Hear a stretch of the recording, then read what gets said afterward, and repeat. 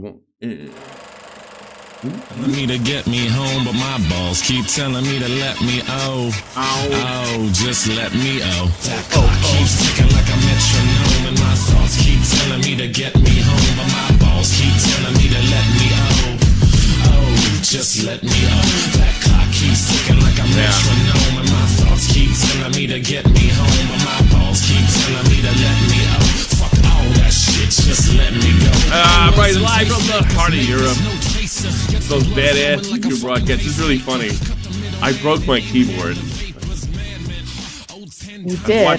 I was watching a game down here, which I never do. I watch it on the big TV. Oh, you got that? I spilled beer on some of the keys, and they have not. Most of the keys came back, but it's. So I sent Verst I need a new keyboard because I spend over 150 for this gaming keyboard, right? I don't know if I want to do that second time around. But I don't want a clicky-clacky one. And I'm thinking about just getting a Logitech. I think I just get the fucking $40 Logitech one. Just dealing with it.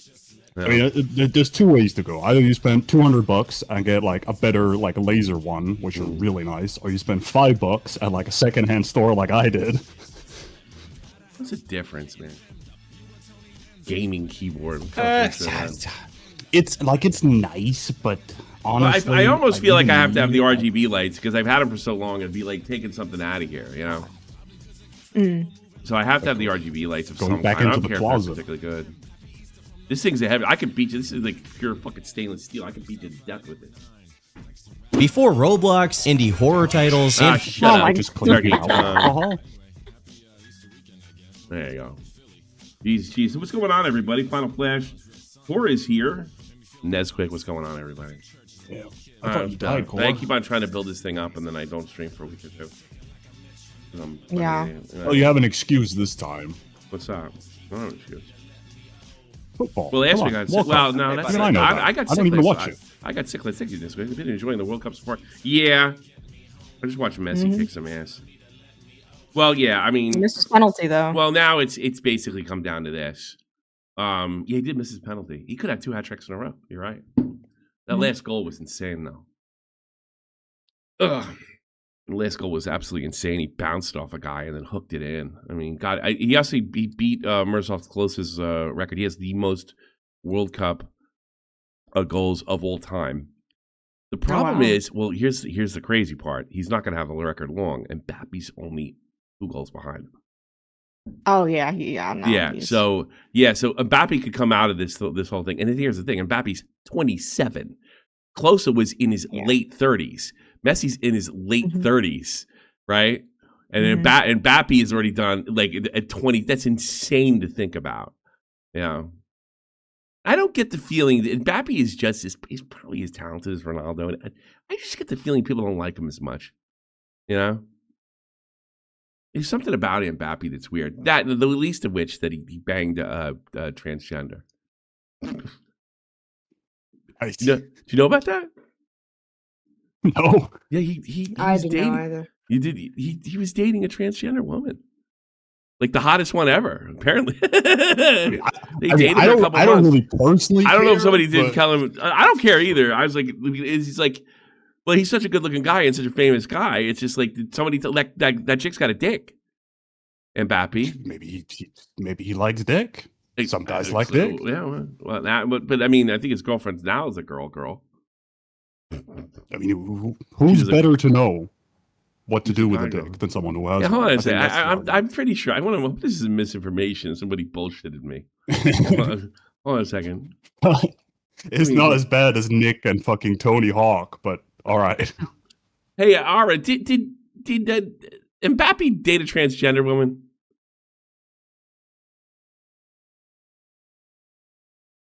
Hold on. It's just a rumor that. Oh, sorry. Go ahead. I interrupted you. French influencer Inez Rao. She's openly trans, seen together, but neither ever confirmed dating. It was mostly tabloid speculation. What were they seen together doing? Yeah. Photographed leaving the same nightclub together and spotted at a few events. La la la la la la. So I was right.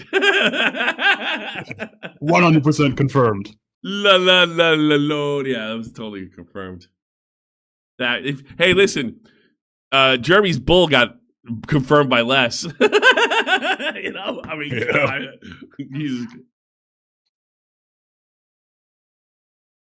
Yeah. None of your business. Fair enough. That's right. Do what you God damn it, told. Optimus. Now go iron my shirt.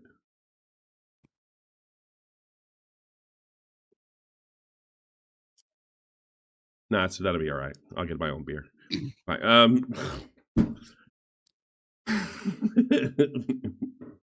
God damn it, be You nice love to the the same time. toasters, man. We'll just watch Turkey Tom video. And tomorrow we're gonna be doing Tipster too. We're doing Tipster, Turkey Tom later on. The news is not All the been that interesting. teas. I should jump on everything because fucking Diorio's gone. I'm gonna start pulling big numbers now. We gotta start playing the gay song instead. Yeah, I should do that. I should rip Diorio off just the whole week as a gag. Unironically, I think that's one of the songs I've listened to the most for like last year. Gay Is song. that fucking That's gay song? Because I've heard it like every other day. I only have a wife because she looks like a guy. I'm fucking gay. It's so good. It's so Even my funny. like normie non fucking drama friends, I It's showed so it to. They're like, funny. yeah, this one slaps. Don't call the cops. They'll confiscate my cock. All right, let's watch Blade. Before Roblox, indie horror titles, and Fortnite took over the YouTube gaming space, there was one game to rule them all: Call of Duty. In Last Stand, you killed me! In Last Stand! From Modern I miss those retards. Like the new retards we have are weapons grade. They were just least funny and they would grow out of it. You know who that was? Well, some of That these grew up, but now they're on You know who that was? DLCU. Nick's normal. Nick, Glory Hunter Nick or Nick Golo, he's normal now, completely normal adult. And that was him, you know? And now they have weapons grade retards now. Warfare onwards, the series was on a hot streak for the better part of a decade, releasing hit after hit. And as the developers lined their pockets, they were side by side with YouTube. The site had started just 2 years prior to the release of COD 4. With its growing popularity came an entire community of 20-something-year-old guys. Boy, the chat works fucking intermittently these days. I don't know what it is. You gotta slap it. Yeah, that's what I feel like doing. Bit of percussive maintenance like an old TV. What's going on here? What's going on? It wasn't working the other day. Now it is. Nothing. Cops.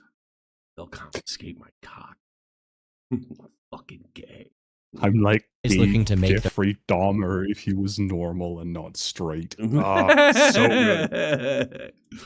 Look at this old shit. Their mark. C-Nanners, White Boy 7, Play, shout out. Timar, C-Nanners. Yeah. Street, X-Jaws, Syndicate, and many others Jaws was junky. rode Call of Duty, galloping to fame and laughing all the way to the bank. In the years that followed, some of these guys transitioned into other games, Fortnite Friday, episode 2, you while guys. other names faded into relative obscurity. But one man was embarking on a different journey: I've always total been obscure. self-destruction. I have a drinking problem. When I drink in excess. OnlyUseMeBlade rose to prominence for, well, only using his knife. He would just talk over gaming footage, discussing Call of Duty news, sharing stories from his life, and messing around with his friends. But over time, his content turned from gaming to drinking while gaming, and finally, ingesting enough alcohol to kill Dimebag Daryl.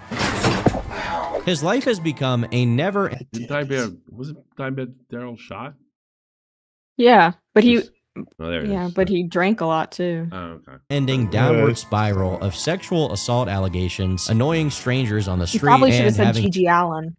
What? You should have said Gigi. You should have probably said use Gigi Allen as a better version than Dimebag Show me Daryl. this video when I was a kid. Because Gigi Allen was only dead a year or two after when I was in high school. And somebody sent me this video of Gigi Allen.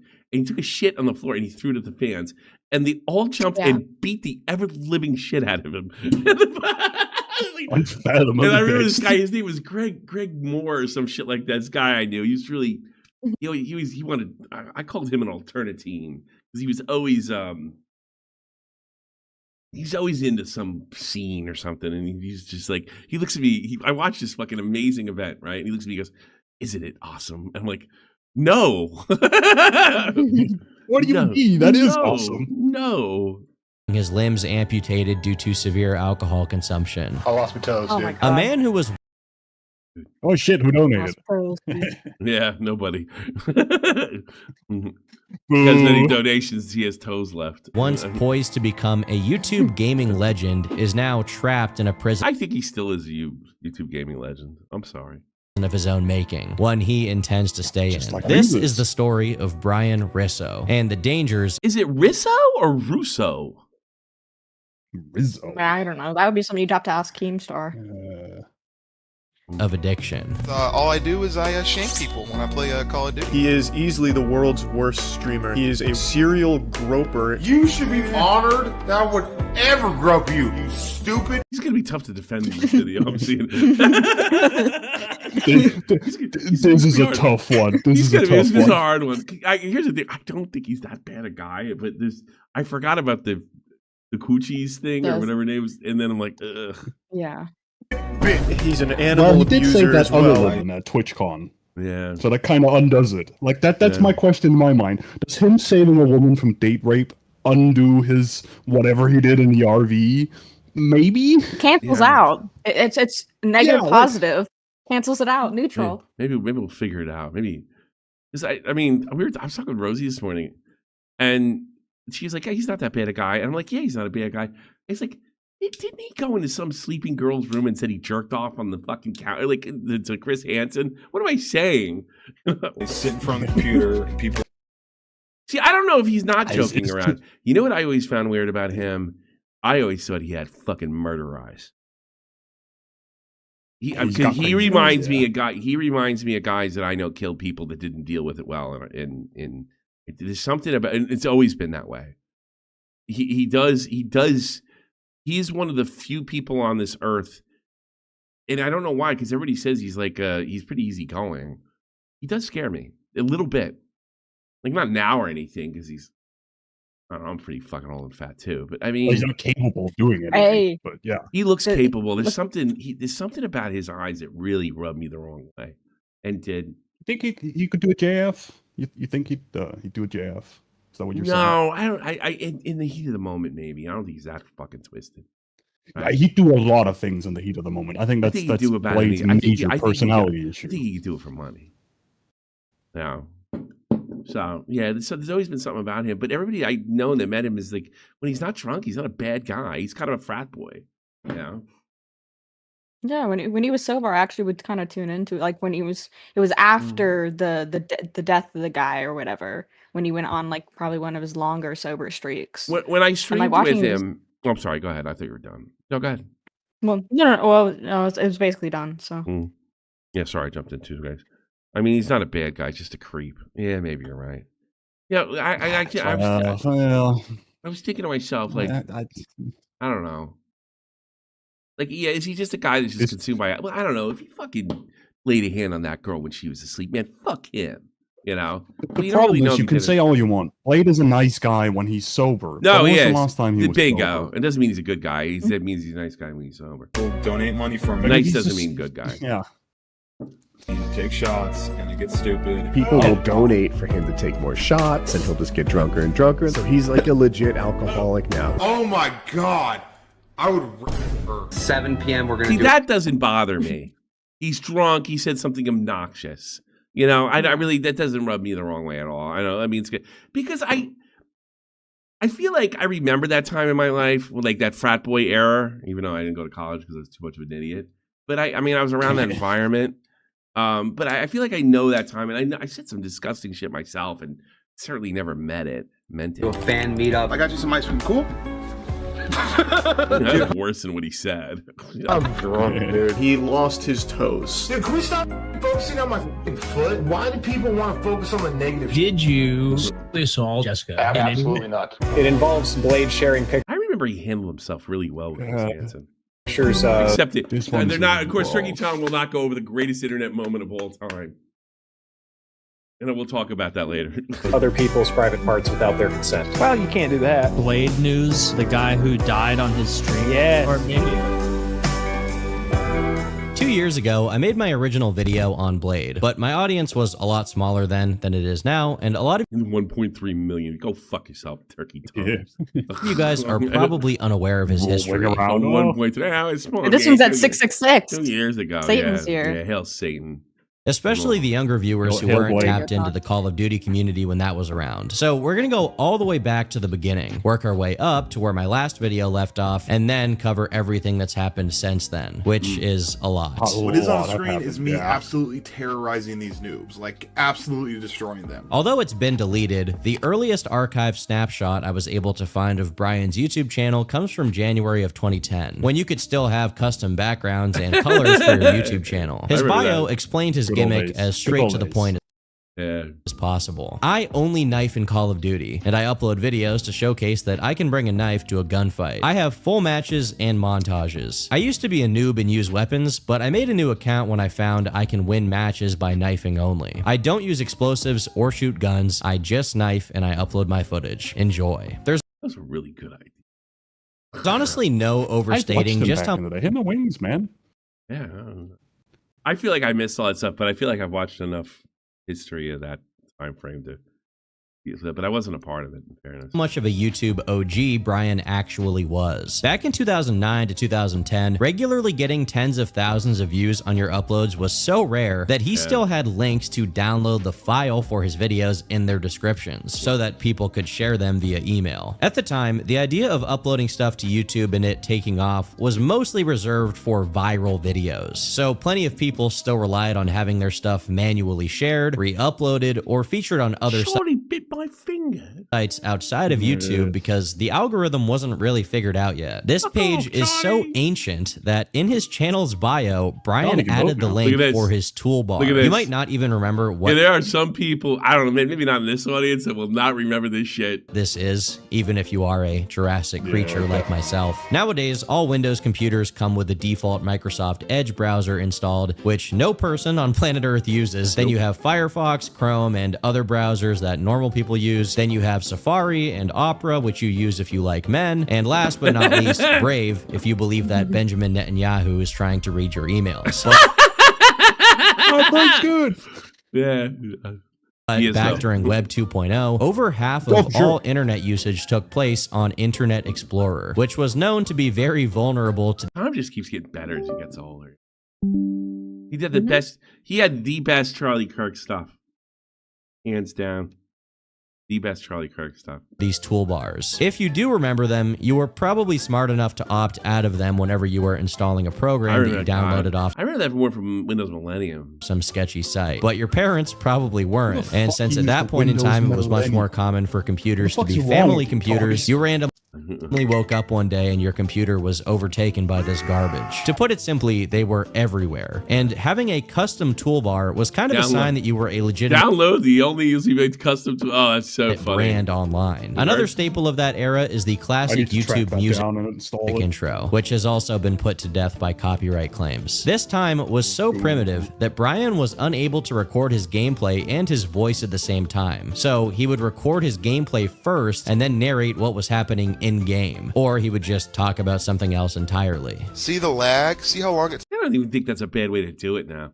took for that to register? Oh no, this is at least you had a capture card. I'm taking fire. PSP. Because ad revenue works differently back then, Brian, as well as most Call of Duty channels from this time, partnered up with the now defunct Machinima, the most prominent of all multi-channel networks. You couldn't just get paid through YouTube as a gaming channel back then. You had to go through one of these networks, who would collect your money from YouTube and then send you a smaller check in the mail. Thankfully, the day these abominations ruled YouTube has passed, but before they were widely recognized as useless companies that just took 40% of your money doing nothing, it was the way to make money. And it was also kind of a status symbol if you were relevant enough to be invited. Naturally, the YouTubers who were partnered with Machinima collabed with each other a lot, so Brian landed features with YouTubers like SceneAnners. For a little perspective, there was a time in the early 2010s when the name SceneAnners was one of this is before my time. You know this name? This is way before me. This is age. precisely like my generation. Yeah. I think he's the one who got me into Minecraft, and like by extension, Really? my entire So- school into Minecraft. He's 26 years old. He joined. I wonder what year this is. Joined 2009. Teenager.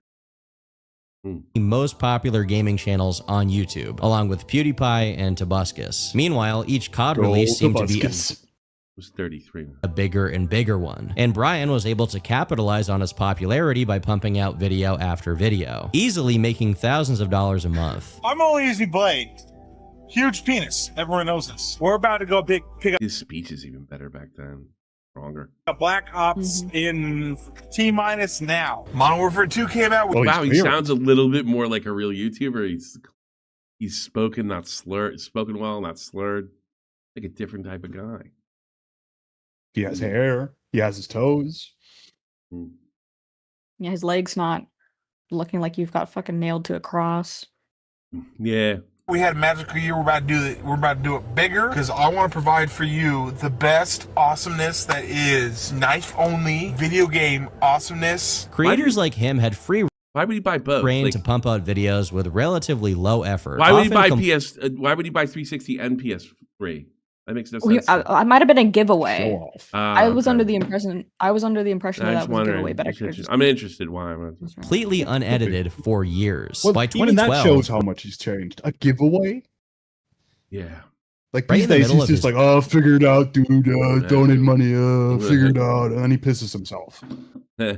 peak, he had 500,000 subscribers and over 62 million channel views. But slowly but surely, And back then, I mean, that is quite an accomplishment back then. Yeah. Holy shit. after that, as the landscape on YouTube changed and began favoring slightly longer videos, his Yeah. 5-minute long uploads became a bit dated. Rather than change with the times, he stayed mostly stagnant. His content remained the same exact thing it had been for years. Yeah, kind of like being doing a talk show for fucking 20 years straight. His growth slowed down as he topped out at around 600,000 subs and then started to lose subs with every upload, gradually dwindling in viewership. The signs were there that Brian was being left in the dust. And to be honest, there's nothing really wrong with that. If he had just continued posting into irrelevancy and then was forgotten about, well, that's a much more preferable fate than how things actually worked out. well, The problem God. for some people is when you find yourself making a bunch of money out of nowhere without putting that much work in, one tends to take it for granted. Yep. And when that I tell popularity you see that no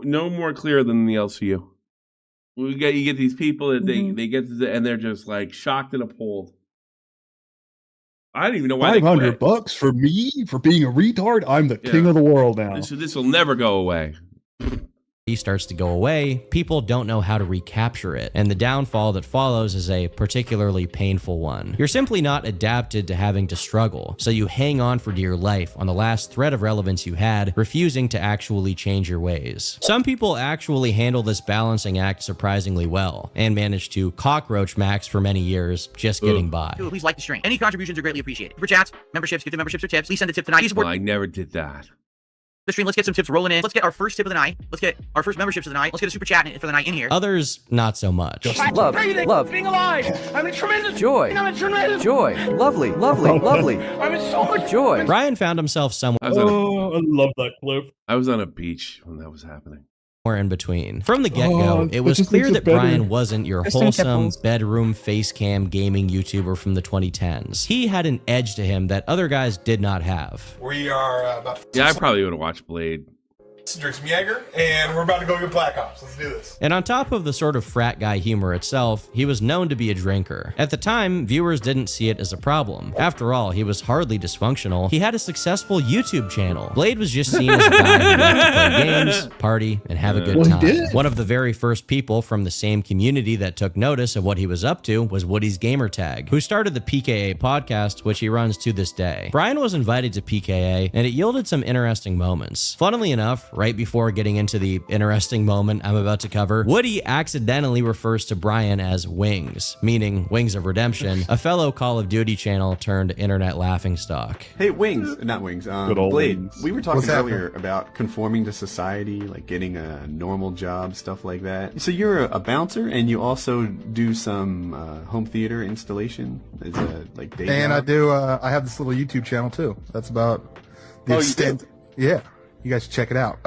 Yeah, that's pretty much about that. That's kind of like where all my 3 sources of income are from. Which Ever is, feel driven to, like, you know, get a job with a tie? yeah, but then I kind of look back and go, well, you know what? A lot of people would kill to be in my position because I have such an easy, like, all 3 of my jobs are jobs that I love doing. You know what I mean? Or they're easy. Like, the bouncing job is the easiest thing in the world. I sit there and, oh boy. And the Call of Duty stuff is like, Blade a bouncer. I'm gonna go sit on my couch and play Call of Duty, and then occasionally I get out of my house and go install some home theater systems. So I feel blessed and fortunate that I get to do pretty easy, pretty fun stuff. For the most part, the guys that got really big during this era were basically nerds. I don't mean that as an insult, this is also describing me, but this wasn't like the modern internet where normal people can just hop on their phone and become famous. The people who got anywhere significant back then were usually computer-bound, friendly dudes who were smart enough to invest themselves into content when it was still growing and had the technical know-how to set themselves up with capture cards and screen recording devices so that they could put out decent content. Meanwhile, Brian was still working regular jobs as a bouncer and a home theater installer, all while running his YouTube career. To reinforce how much of an everyman this guy was, in this same podcast, he even tells a story about having to work at Best Buy and going to work so stoned and sleep deprived that his coworkers thought he had pink eye and sent him to the hospital. At the time, this was just a funny anecdote. This is. Yeah, I would have thought when you're in your 20s, that's no big deal. You know, when you're 27, it's like you're 27, it's still happening. You got a problem. Everyone has that one friend that comes to work a little too hungover, a little too much. So sure, Brian got stoned, and much more frequently he was drunk, but nobody. When Keemstar's wearing a Mac Miller t-shirt, a little too much. So sure, Brian. Oh, Keemstar put on weight then. He looks like he's in better shape there, huh? Yeah. No, his problem is Keemstar got stoned. No, he looks pretty. No, he's not chunky at all there. He looks good. And much more frequently he was drunk, but nobody really saw it as an issue. At least not enough for it to be some kind of controversy. Do I drink? Yes, I do enjoy drinking. When I'm at work, I typically have about 3 to 4 shots throughout the night of working. I'm in a bar. Customers come in, instead of tipping me money, they'll say, hey, we'll get you a Jaeger bomb. Beat me a Jaeger bomb, I slam it, do my job, everything's cool. Yeah. It's been like that for 2 years. That was it. That's it. I mean, I don't know how many of my friends were bartenders they were not that bad until they were bartenders. You know, you cannot have a job where you consume substances on it. It doesn't matter if it's smoking weed, working from home, drinking in a bar. You can't. If I was a drug dealer, right, and I'm looking for customers, I would go to bars and check for, especially like guy 30s still serving bar, and then if I see him stake a drink, I know he's my guy. You know, I know he's my guy. Well, maybe back in the 80s, but that's not how it works these days, Tommy. Well, yeah, maybe. These days, it's all WhatsApp groups and Telegram. Oh, yeah, I guess you're right. Yeah. Like I don't know if I don't know anything about that. I don't know if I do that, though. God, so being in the street's actually safer. Because you got a trail. You got for sure. Safer criminal-wise. Yeah. Time he was working as a bartender, so it's not too surprising to hear that he sometimes got high off his own supply, so to speak. That's the worst. However, it is a bit concerning that he basically describes doing this every night for 2 years. Yeah. And this was said by Brian in 2011. So from the very beginning of his online presence. So he's already an alcoholic at this point. He was already pretty fond of the bottle, even if it didn't terribly affect the rest of his life. Even during the heights of what could be considered his prime, there was a consistent thread of Brian drinking, and occasionally he also got drunk during streams. For example, this one from 2014 with Keemstar shows Brian nursing a bottle all throughout. Nothing really crazy happens, but it is relevant in the way that alcohol slowly but surely became a more prominent part of his content. So he nursed a beer? It is proof for Tom. Okay, this is way better examples. Content. He nursed one beer through a whole bit. Yeah, no shit. Topic of Keem, he's an important part of Brian's story. Currently, he runs the LolCal Live podcast, a show where he has corralled some of the internet's most hated figures into a personal pen where they discuss current events and bicker amongst themselves. I wonder if Tom has any idea that it's like a whole thing now. No, or is this like an old video or something? I'm not gonna do that so the Keemstar can jerk off to it. What you probably know Keem for is his previous show, Drama Alert, where he would report on internet gossip. Tessa Brooks and Snake Bitch Well, these two have not been getting along. But before that, he was DJ Killer Keemstar. He began his career by streaming his trash talk sessions in-game, insulting players about anything and everything. As a result, he was acquainted with a lot of the early YouTube gaming scene, including Blade. They got along so well that Blade eventually They're close. They're really close. relocated from Seattle to Buffalo, New York, so the two could make. Can you imagine moving to Buffalo? Can you imagine? I'd rather live in New Jersey, I think. Yeah, you're better off. Content together, from their podcast to skits, trips to the nightclub, and going to GameStop for new COD releases. The two were thick as thieves. They were pivotal elements in the 2011 Battlecam Bowl, a Call of Duty competition. I know he really wanted to help him. Featuring the greatest in YouTube gaming entertainers. But more interesting than the competition itself is the billionaire who my favorite. David. I bought the company. He utilized some of his vast wealth to start the company known as Filmon, which later partnered with Chicago rapper Chief Keef. Keef later named his own son SnowFilmon.com in honor of the company. The partnership It's a good name. I don't know. between what's wrong with that, you racist. Filmon and Chief Keef lasted for less than a year due to contract disputes. So now there's just some kid in Chicago called Filmon for no good reason. Besides Filmon, David also launched Sure. Give him a chance. You might get in the NBA. Battlecam, one of the earliest streaming sites. So it's Filmon. Yeah, this sounds like a black name, right? Yo, Filmon. Yeah, it works. It works. You just gotta say it quick. Filmon Johnson. We got big man, OnlyUseMeBlade, competing against Wings of Redemption. This is a eating Young Wings. competition. They got their pizza ready. He really tried to kickstart its popularity by offering $1 million for someone to film themselves getting naked in front of President Barack Obama. For promotion, he also tried pretending to stream the euthanasia of a man, which actually succeeded in fooling a lot of people. Pretty funny. Given his unorthodox attempts to get Battlecam at the top of search results, it's not surprising he also tried. Billy told me some funny stories of fucking Alki David. More conventional methods, giving Blade and other Call of Duty YouTubers a platform. After all, they were the community to watch at that time. And OnlyUseMeBlade trying to get one more in there. OnlyUseMePistol. And there's your winner right there. Axe Jaws coming up on top again. The relevance was such that because Blade used a knife the whole fucking match. No wonder he lost. Brian was even getting invited to do extra. Didn't he? He had a drug overdose, right? And that killed his career. Stuff that had nothing to do with COD, like his feature on a dancing show where his impeccable moves were broadcasted. As a matter of fact, he was so dedicated to walking the line that he didn't even dare to drop the N-bomb here. No, I'm just saying, like, if I were to actually say that. What do you say? You keep interrupting, talking over this shit. I can't. You need to do what? Dancing with the Stars, Germany. Come on, sign up. No. To someone, to a black dude. And with the intent of trying to put them down or belittle them, then that's up. That's racist. That's shit. But like, you know, Nick. Yeah, I like the new Mandalorian Star Wars film. No, it was shit.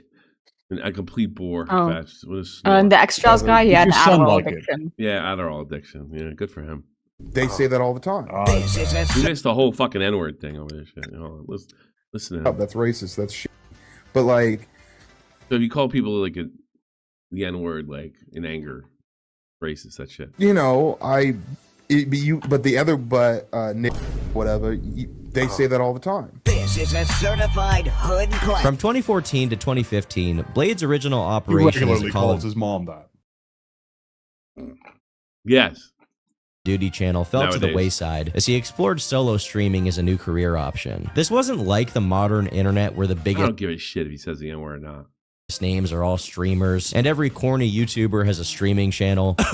He was kind of an early adopter, broadcasting himself to stream.me, where he'd allow chat donations to decide if he would take shots or not. Obviously, the more wasted he was, the more money he was making, and the more entertained the chat was, so he was all for it. Unfortunately, most of this footage was never saved, so a lot of these moments are lost to time. What we do know is that at some point, Brian began recognizing that this direct relationship between his income and substance use was becoming a problem. With the amount of substances Blade has been downing, at this point, the few people who still like him are praying he doesn't get in some horrible accident.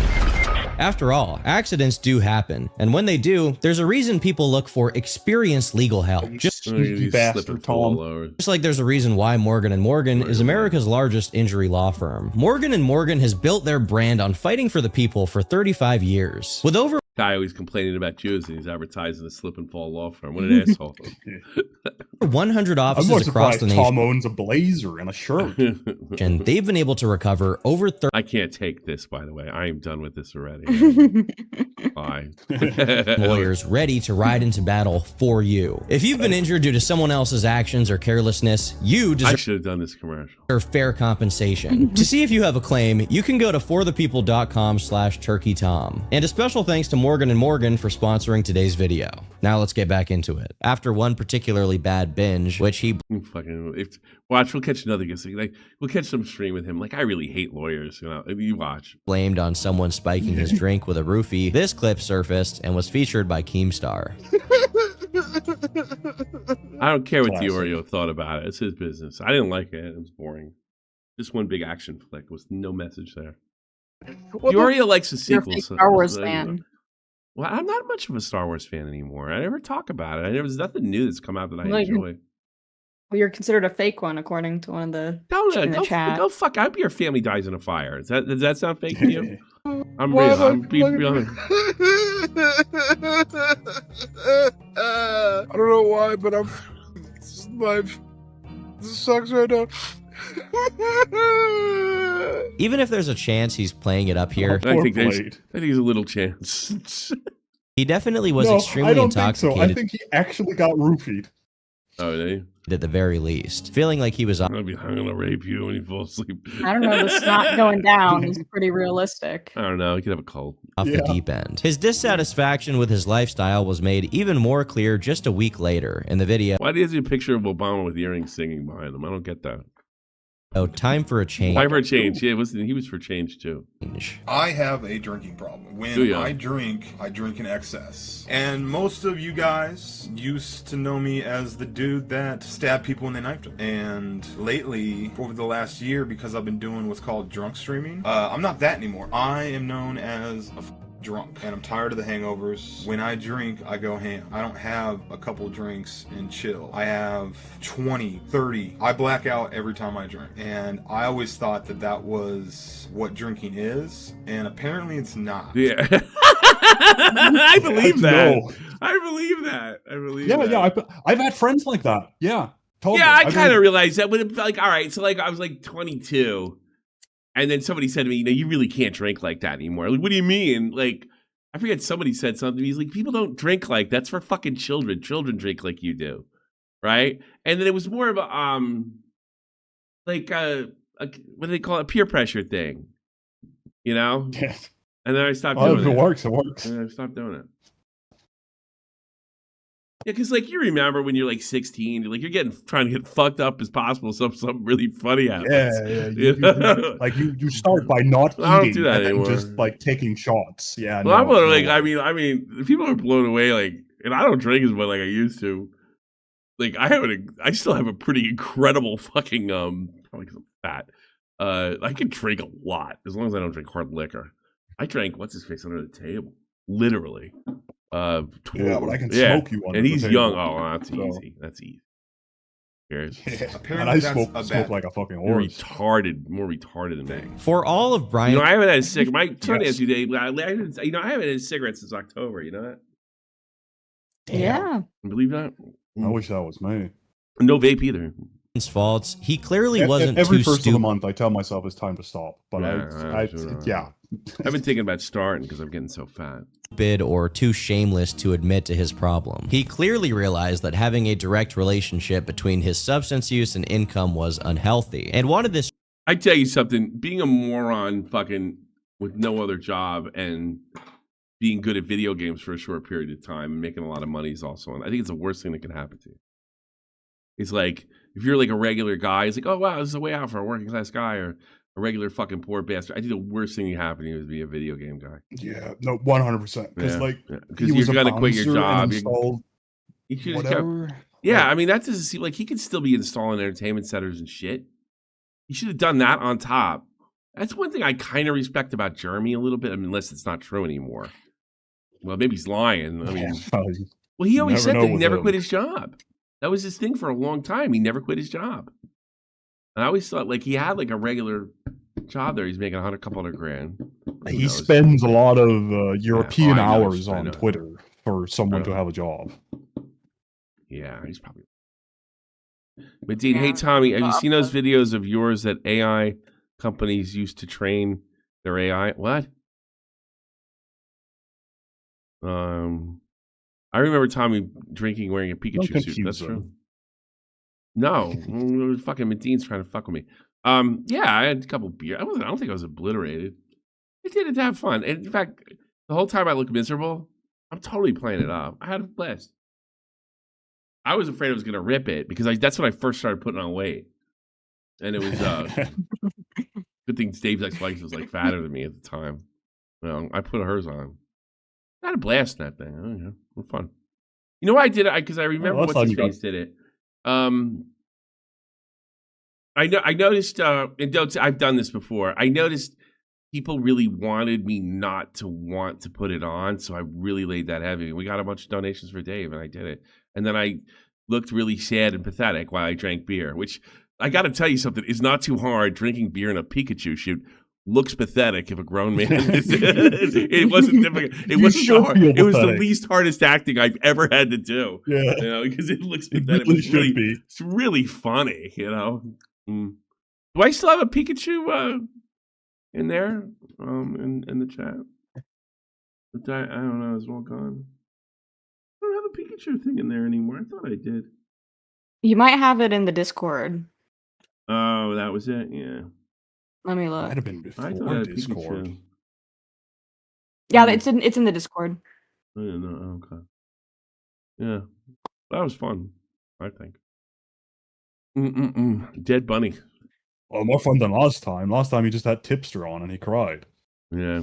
Trend to come to an end. This is especially clear with his framing, pointing out that he used to be known for his gaming skills, while at this point he was just the drunk guy who everyone pointed and laughed at. At the time, he was still holding out a lot of hope, and expressed exactly why things were about to change. I see a lot of YouTubers that started at the same time after me or whatever, and they've risen through the ranks, and all I've really been doing is just kicking it, feeling got the Peter Pan syndrome. Amongst my peers on YouTube, they have a way better work ethic, whereas me, you know, my hangovers are lasting 2 days. Every time I do it, there's some post on something, or the guys over at PKA are, you know, saying, oh my god, look what this dude did. And I don't want to be that guy. It's hard to say how much money he was making at this time, but given he... But so did the shroom trip with Cream. Does seem sincere. That's what makes me sad. That's what makes me sad with Blade. Unlike the other wasn't working his Blade seems a bit sincere. Yeah. Normal jobs anymore. It's safe to say he made more money than your average person. This makes it particularly hard-hitting for him to say that as a 32-year-old guy, he was still living like a kid, all while his peers moved on and actually did something with their life. For some YouTubers in his position, money, or the lack thereof, is frequently cited as an excuse for them not to get their life together, whether it be the reason they don't start eating healthy and lose weight, or an excuse for why they can't improve their content. Meanwhile, Brian made no compromise about what was actually at fault for his life being the way it was. His own decisions. He's honest about... It still didn't help. He should have done what Boogie did and lied. Got your face to the point where Blade. Come on. It still didn't help. Actually hilarious. I'm crazy when I'm drunk. I drop the N-word when I'm drunk, and I'm not racist at all. Any crazy concoction that goes in my head, there's no... I don't think he's racist. I think he's an idiot.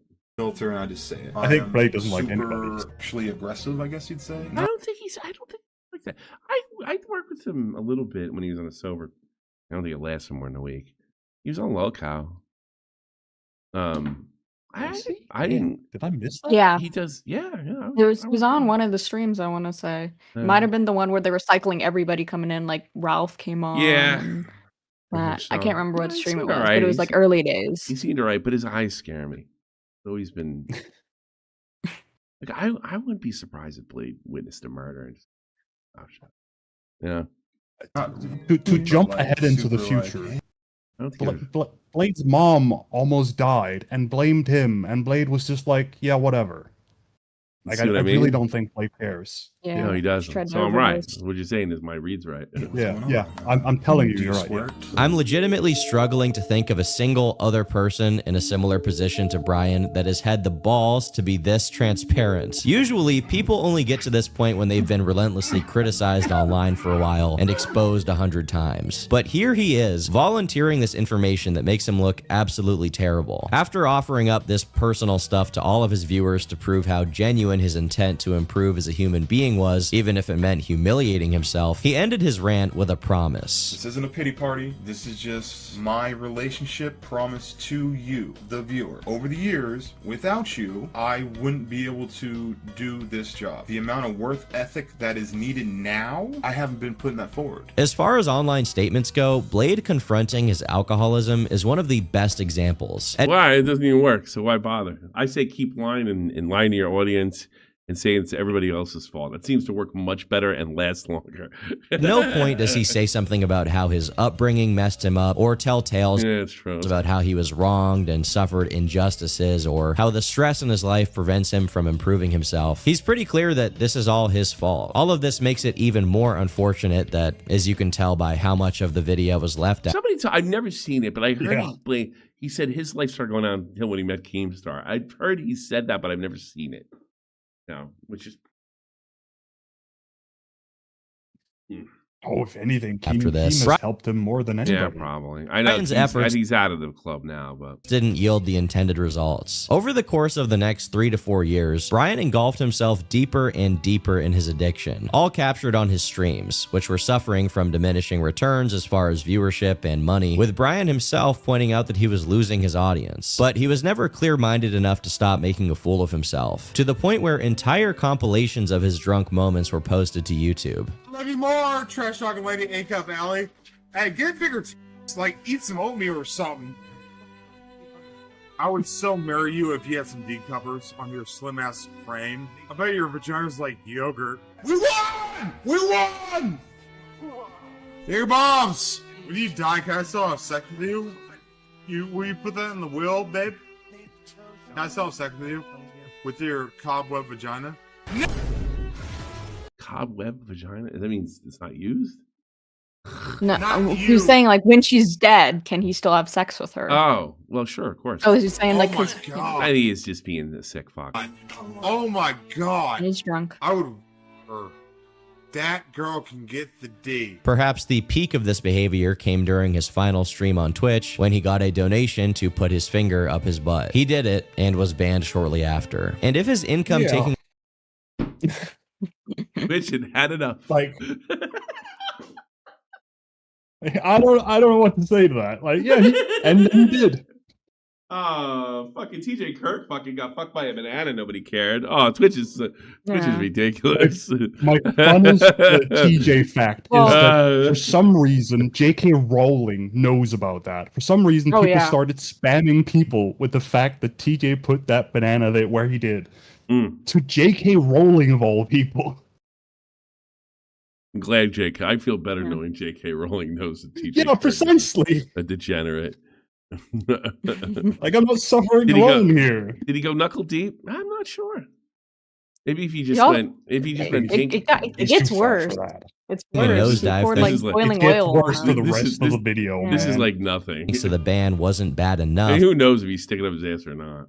One event in 2018 would earn him significantly more hatred. The Crispy Incident. This story actually begins 2 years prior, when Blade and Keem hosted a fan meetup at a bar. One of Blade's fans, Crispy, showed up and began professing his love for Blade, taking it a step further by proposing to his girlfriend in front of them. Fast forward to a year and a half later. Blade was having a New Year's Eve party at his house with a ton of streamers. Everyone was streaming on Twitch, but Blade was banned, so he had to stream from the basement. apartment. Also present for this party was Crispy and his wife. At one point, she wanders down into the basement with Blade, who is already very drunk. They did some shots together and then engaged in some of the most awkward flirting ever recorded. Blade then started groping her, and the two shared a few kisses. In a turn of events so unfortunate it should only come from a sitcom writing room, Crispy then walks downstairs, sees the two making out, and awkwardly shuffles away. Oh my god!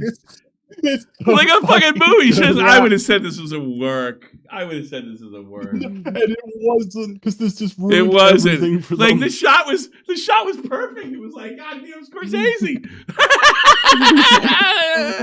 Downstairs, sees the two making out, and awkwardly shuffles away. Like Slenderman. What kind of man are you? Why don't you go whip his ass? Maybe you get your ass kicked. Who cares? You tried. Hey, Crispy, come here. Crispy. This is one of the things. Oh, she's real. Oh, God. Let it slide. Things that made the dumpster fire that was Brian's career go from being something that his existing community followed to a train wreck that new viewers were tuning in to see. They watched his streams, clipped the most ridiculous moments, and then posted them to YouTube and the livestream fails subreddit, growing the detractor base larger day by day. While sober Blade was aware of this and would occasionally start stints of sobriety, the alcoholic demons always found a way to justify his return to the bottle. I brought the Ager machine down. If you guys want to throw down some donations for some shots, we'll do some responsibility shots. But I haven't drank anything. Shots. I'm actually still sober. We can have some drinks. Like, it's been a couple weeks. We can responsibly have some drinks. I'm a grown man. His delusions about his problem were so strong that he wouldn't even wait for donations before taking shots. He was drinking completely unprompted. He was getting I do that. fully naked on live stream, giving the Clippers all they wanted and more. I just don't want to make her come too hard and f up the real estate. I don't want to make her cream her panties so hard that Something tells me that's never been a problem. so much squirt just engulfs Houston. Do you think you're safe from Ashley Squirt? Do you really think you're safe from Ashley Squirt, bro? Do you not watch the Weather Channel? It's like pushing. I'll grab the titties, bro. Prior to this, from 2015 to 2018, alcoholic it seemed like Blade was actively trying to stave off his downfall. But after the Crispy incident, it was free fall speed. One of the telltale signs that things were clearly getting worse is that despite him coping for years with the excuse that he was never an aggressive drunk, there was now footage that indicated the opposite. In June of 2018, during a night out with Keemstar, Brian got into a brief scuffle. That is not from 2018. I've only seen this. I saw this provided by Brittany Ventney. Now, because that's Ventney probably made the video. That's inaccurate. This video is much older than this, and I don't want to. Becky Boop put this on her channel, right? This is long before. I think Becky's more famous for being in the LCU than her own channel. But Becky Boop was a commentator in 2016, right? And she hated Keemstar, made a bunch of videos. I watched this video in 2016 when I was on Baited. So this has nothing to do with 2018. And I thought, because I listened to this before I watched it, and I was like, I bet it's this video, right? Here's another thing I remember.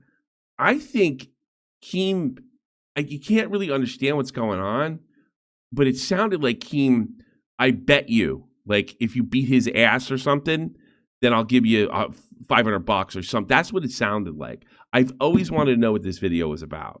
Scuffle with someone for no reason, which only ended when Keem stepped in.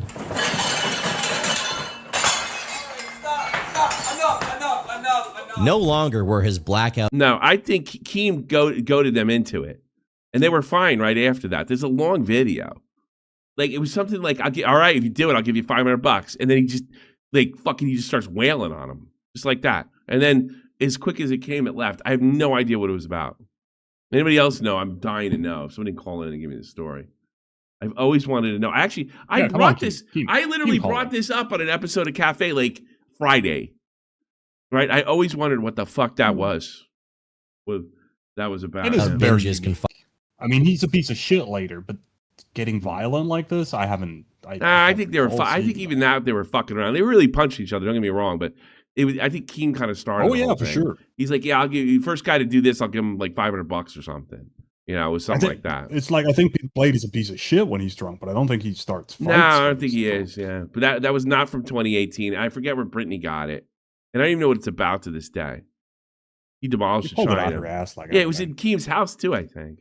Confined to his bedroom. He was now doing it on the street and in clubs, which he was being booted from because he was so wasted that he started falling over. Something that also became alarmingly common were instances of Blade going completely unconscious while the stream was still rolling. That's why I thought I didn't know the thumb of his ass thing. That's how I thought he got kicked off of Twitch, because that's what I was told. He kept falling asleep. Waking up hours later with his audience being able to watch him come to his hungover senses. At this point, Call of Duty was already a distant memory, so Blade began looking for more accepting communities who would put up with or encourage his behavior. In the summer of 2018, he joined the CX network, Ice Poseidon's brand. Perfect. Could take him. Yeah. Perfect. Nothing can go wrong here. Ice is a pioneer of IRL streaming. Yeah, sure his content was notorious for being raunchy, and he was pretty forgiving as he far might be the biggest lowlife in this business ever. as who actually got to be on his stream. But he is an innovator. He's an innovator of degeneracy. Part of the appeal was how unfiltered and uncensored everything was. And several other people in Ice's vicinity began streaming as well, which meant that a lot of deranged lunatics. I like Brandon Hampton when he got hit by that car. That was my favorite. Were signal boosted by association. Just as one. Yeah, is that your favorite? God damn it. He gets a fight with those black guys and he runs away and he gets hit by a car. It's so funny. Oh. BRA, and he's a heroin addict now, I think. Hampton. Yeah, I saw him recently. Hit by a car. It's so funny. They probably deleted it. It's like the greatest fucking video ever. Here it is. All right, hold on a second. I don't know. I thought it was the gas station. Oh, that's so. No, they can't. No, I can't do it that way. I got to get the real. Yeah, it's probably taken off. Yeah, he gets in a fight with these black guys. Only find it on some HD 7 years ago. You gotta get this. Oh, here it is. I think it's it. You want to fight? You ain't got no money. You ain't got no money. I'm in Utah. Shout out your fucking clothing line. Put out some money. You guys out. YouTube, Brian Pumper, what's good, baby? Shouts out to Brian Pumper. I'm dealing with tweakers out. That nigga gay. That nigga's fat. Showing his ass on camera. For a purple-haired white boy, you a fat boy. Shut your gay ass up. I'll knock you out. Run up. I'm gonna knock you out, nigga, every day. Nigga, what's that? That's one thing about Brandon, man. If you told him you could pick Wickham's ass, he would always fucking show up. I got money to make. I got money to make. Here it is.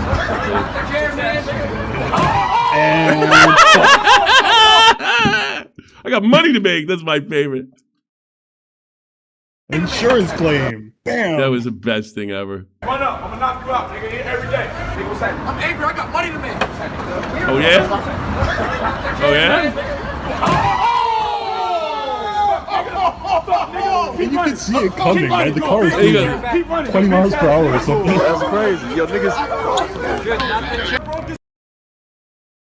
That was awesome. Yeah. That was awesome. I miss him. You're not wrong. That is one of the greatest. He actually got a fight with. Oh no! He actually did a fight, an organized fight with. Well, oh yeah, of course. We know we're getting out. The great Andy Dick. Yeah. Andy Dick, the Hollywood. Like, yeah. One example: former actor and relentless sex pest Andy Dick joined the community. He is relentless. Where Andy Dick was too fucked up for CX. And IP always wins. Yeah. You know, like literally, yeah, he was literally too much for those motherfuckers. This Gen X guy was way too much than they could handle. Get drunk a lot, act a fool, and do Andy Dick things. So, yeah, he's always grabbing guys' dicks and stuff. So in a way, this community was the perfect fit for Blade. Sadly, the negative aura immediately led to one of the most depressing fates a man can find, being the victim of the Norwood Reaper. This situation was quickly noticed by the viewers, who took advantage of it in the best way possible. I want you to take off your hat. He doesn't give a shit at Colin Ball, does he? For 30 seconds silence. He did for his head. His stay at Ice Poseidon's house began well enough, with Brian catching Ice allegedly doing blow in the bathroom after he had been missing for an hour. Soon after, while Blade didn't get blackout drunk, he was inebriated to the point where he just started pissing. Yeah, it's when I just got caught doing coke.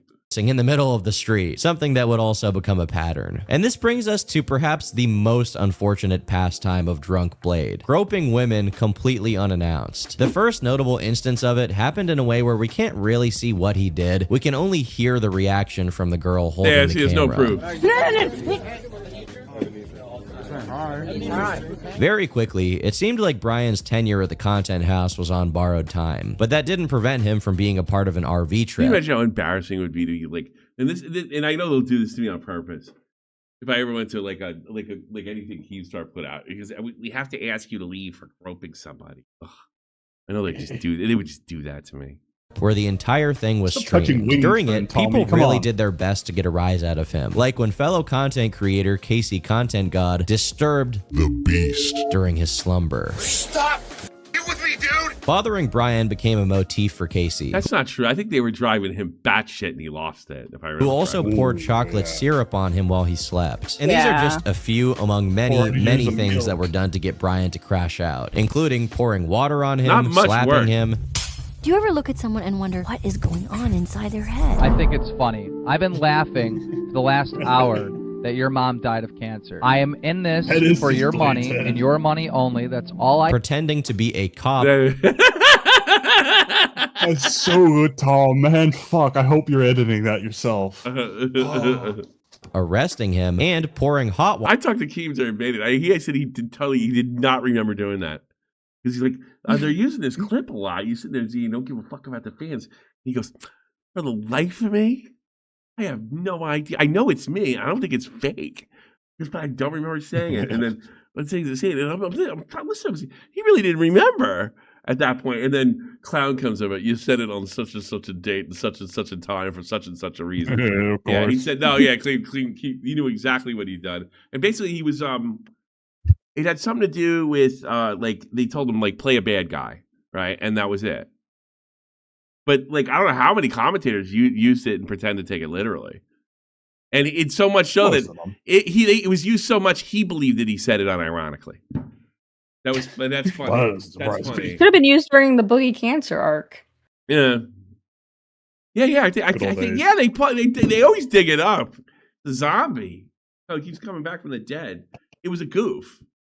Yeah, like a Clown had to explain to him.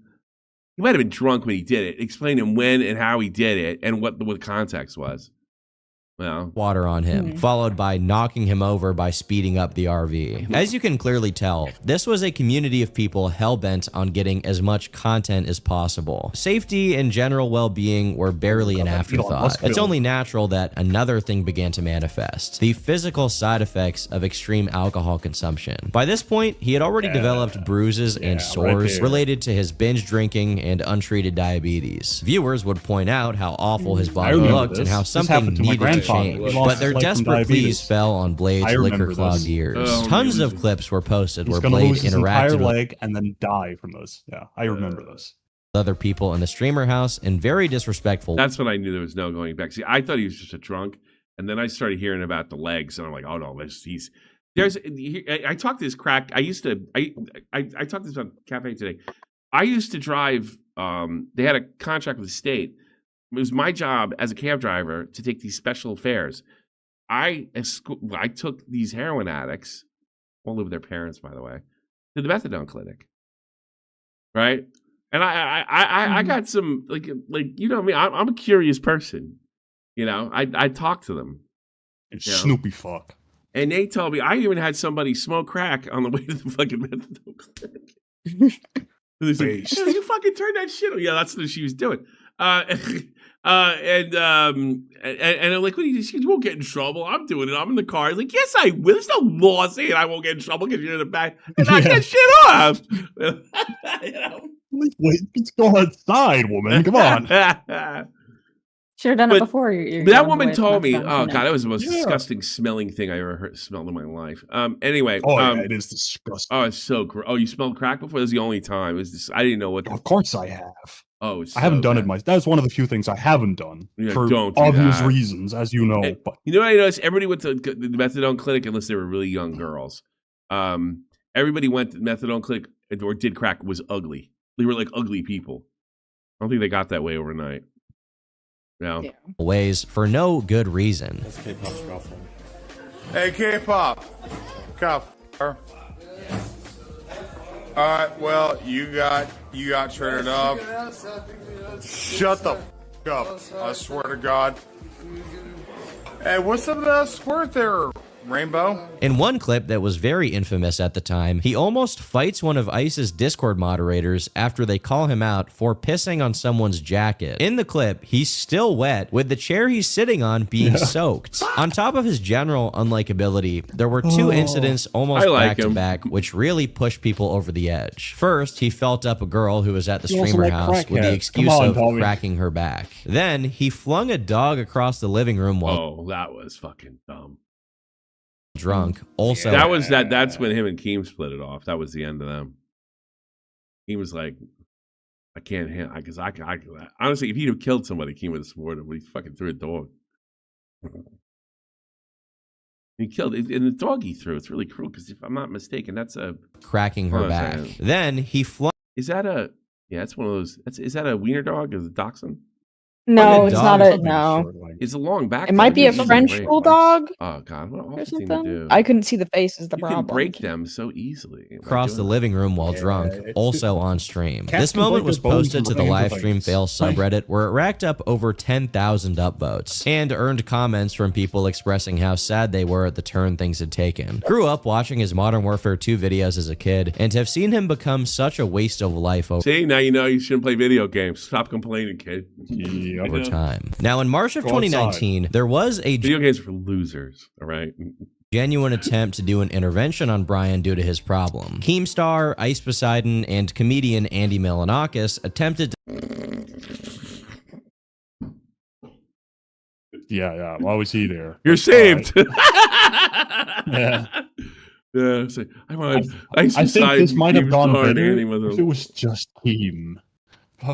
Yeah, but you know the problem with Keem is everything's got to be on fucking TV. Everything's got to be content, you know. And I know at some level he wanted to help him, but this is a bad idea. You have three guys that are thinking of dollar signs, and they not like and somewhere below the dollar signs is Blade. You know, that's the problem. Tommy, you know why this is a bad idea? Why? Most of all, it's because they all did shrooms when they did this. Yeah, and like Tom doesn't one mention guy that. does coke. They're all high off their gourd on fucking shrooms. One guy does coke. I mean, God knows what Andy Milonakis does. If you fucking had his problem, you'd probably do serious drugs. And they're like, we're gonna help you get sober. Sure. Get the fuck out of here. The first thing you got to do about getting like sober is stop hanging out with people who drink. Yeah. Like, and you want to stop doing drugs?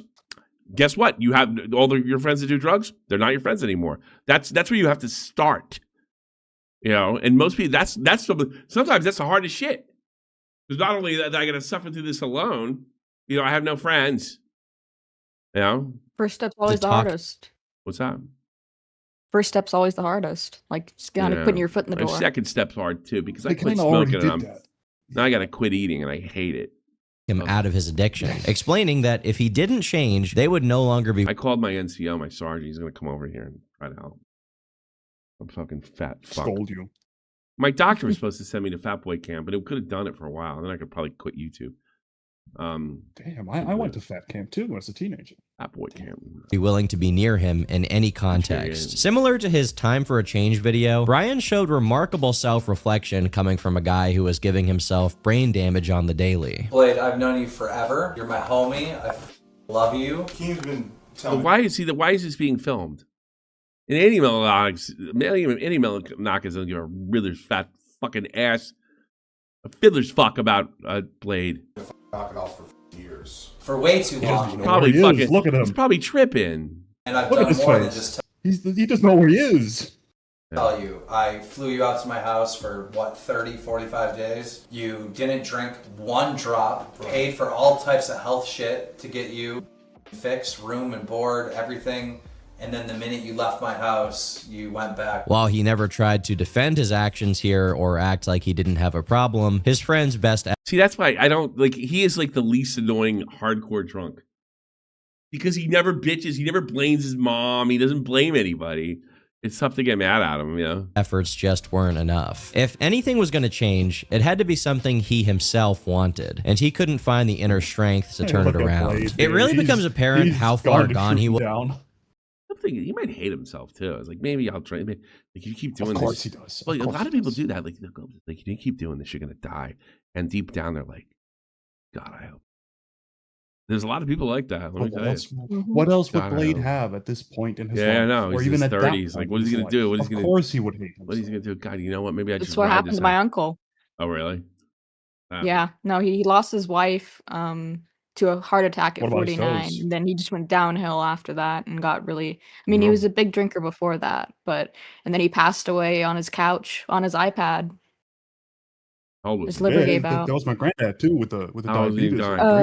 He was in his 60s, like early 60s, like 62, 63. Was he watching porn?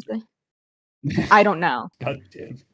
That's embarrassing. Imagine you yank one out. Hopefully you don't know. Imagine you rub one out and you have a heart attack and everybody comes over to see your dick in your hand. Oh my God. Well, fuck that. I'm dead. Well, I'm going to die in the most inconvenient way possible. Yeah. He had like a cleaning lady who came in because he just lived on his own, was complete shut-in. And so it was the cleaning lady who found him because she came in like once a week, and so he'd been there for like 3 to 5 days. It's not funny now because I was really upset. I actually got emotional here on Shop from the Point when it had like shortly after it happened. But I got the call when Andy's mom died, or excuse me, her father died, and this is a tough conversation because my German's shaky, and it's like your father-in-law, Schwiegervater, is sick. I was like, where is he? He's in bed. Okay, call the doctor. No. Oh no, she said overcoming. I was like, so what's going on? Like they're coming, right? Yes. And I was like, well, try to wake him up, like pushing him. He goes, hey, he's tot. And I'm like, oh, I know what that means. Mm-hmm. I mean, you're saying he's dead. I mean, he's dead. He is dead. He is right in front of me. He's dead. I'm like, oh shit. Yeah. So, language barrier. And it was really sad. And I go to side note to this. I told, although I'm not even following my own advice, I told her, bring Tommy over there. Fucking men, I know he's a pain in the ass, but mend your fences, man. Because, like, the first time I met him, I shook his hand. He liked me too, strangely enough. I go, you have about a year or 2 to go, because you could tell, like, right away. I'm getting, you know what I'm getting really good at? You know what I'm getting really good at? Like, my other predicting ability, death. Okay, death. Boogie, go. I don't know, I think he might go on 10 at least. Yeah, that's kind of the problem with Boogie. Yeah, I think he might be fine. That's crazy. I wouldn't be surprised if he outlived me. No, I'm getting really good at that. You know what? The last death I predicted was my landlord for the other place, and I said, I said she's brittle. What happens if she dies? Because we knew we got that the last house we were renting, even though it wasn't as big as this, we got it. We were getting it. It was so cheap, it was ridiculous. But I think Grandma, my situation. Yeah, Grandma wanted is also old as shit. Yeah, Grandma wanted a family in there, right? And but I was like, they can't be making money on us, right? No, my landlord also doesn't make money. Like he totally doesn't make money off this. And he's super old. It's precisely the same. And that's what I said to my wife. I said, she doesn't have much time left. How do you know? You're not a doctor. I was like, I don't know, man. She's pretty brittle. She's 80-something. She'd go any day. Yeah. Well, guess what? We get the call. We get the call in German law is you have to offer to the rent, and they offered us. You can have the place for €1 million. Get the fuck out of here, man. Thankfully, the law here is way better, and I'm kind of set if he dies because they kind of have to substitute it with something similar, and they just kind of can't. So that's how much this guy is losing money off this. Yeah, I know. So So you know why we moved, right? Or why we fucking got a loan. You don't got €1 million. The father, the son realized that, and they said they were going to knock down the house, but they weren't trying to knock down the house. They got rid of us by telling us they were going to knock down the house, and it worked out for us. I think the place is much better, and they changed their mind. So like when we cleaned the place, since we were going to knock down the house, I didn't go ham. I didn't like fucking buff the floors or anything like that. And they're like, oh, this place, when we turn the house over, it's like, this is unacceptable. It's unacceptable for what? You know, knock down the house. It's like, the floor needs to be done this. Like, it's dust. Like, oh, no, we're renting. They want their free money. Yeah, they're renting. And they jacked up the rent to where it's probably supposed to be.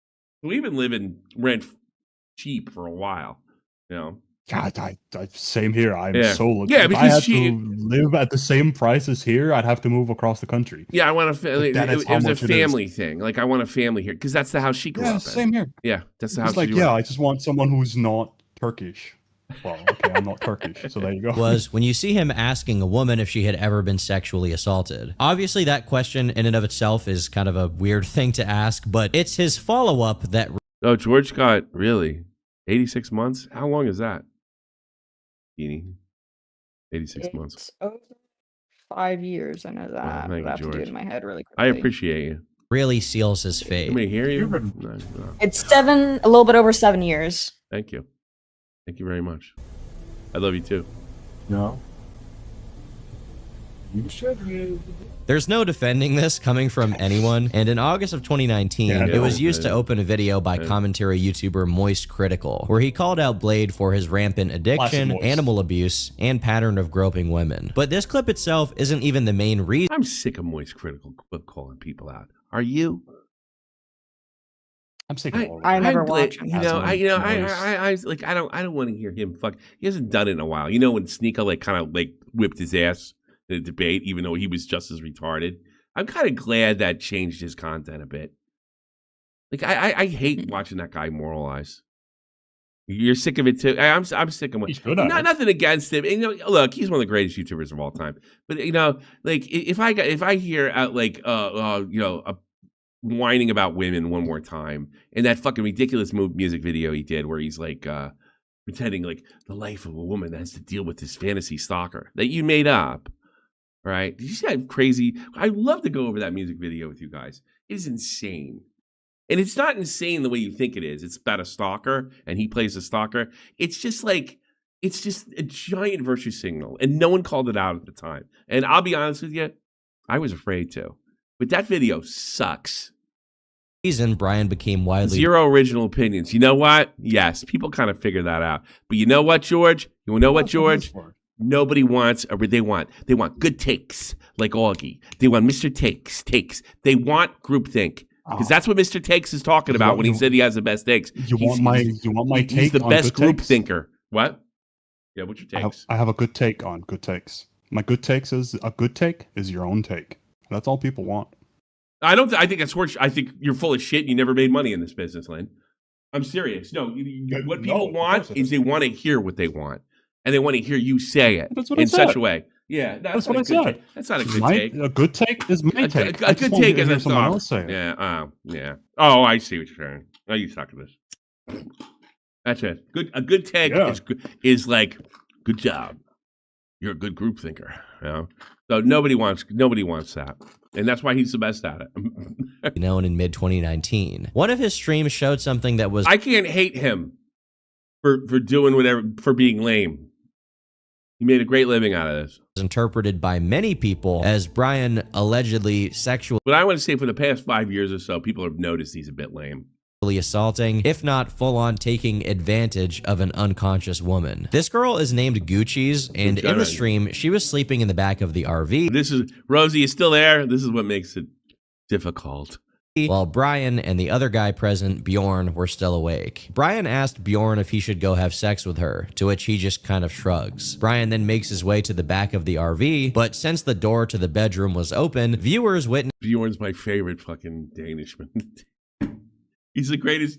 He's the greatest Dane of all time. There's some movement that made it look like Brian wasn't just going to bed, but instead taking advantage of a passed out girl. I'm gonna refrain from saying that Blade is definitively guilty here, but with his there isn't. And then she fucking let him go. History of randomly groping women while drunk. But I remember the siblings like, "Are we gonna find anything on the bed?" He's like, "Well, I did masturbate in there." Like, what?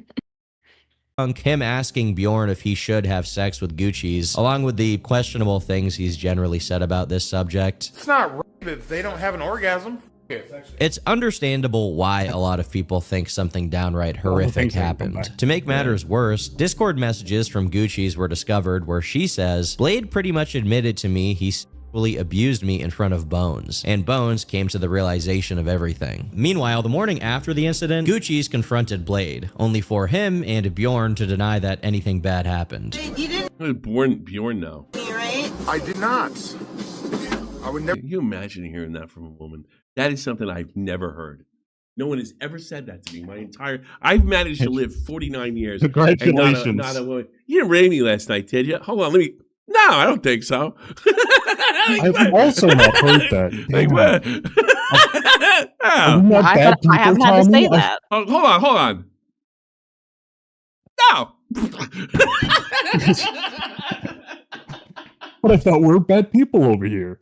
I'm gonna do that again. It was fucking funny. All right. Oh. Hey, You've never partied, Tommy. Yeah. Let's do it really creepy. Ask me the question, Jeannie. Did you rape me last night? Come on. I look, my history. I was watching Moist Critical, so I couldn't have done anything. Jesus Christ. I didn't pencil it into my schedule. Couldn't have happened. I fell asleep with the phone in my hands. I know I was joking about it, but I was drunk. I can't remember. I don't know. Oh, God, it's so funny. Imagine. I cannot imagine. I don't think so. What do you actually? Okay, let's try it again. Try it again. Okay. Tommy, did you rape me last night? What do you think happened? I don't know. I was drunk. Neither do I. Leave it at that. Yeah, but what do I know? It could be worse. At least you didn't say I didn't feel anything. Yeah. Well, that's usually my move. I stole that from Matt Damon in the movie Rounders. You know, when I'm trying to go like, oh, come on, baby, you won't feel a thing, I promise. That's what he said to her. And that's what Matt Damon says to his girlfriend. And the fucking thing always says the funniest thing. Come on. Real quick, you won't feel a thing.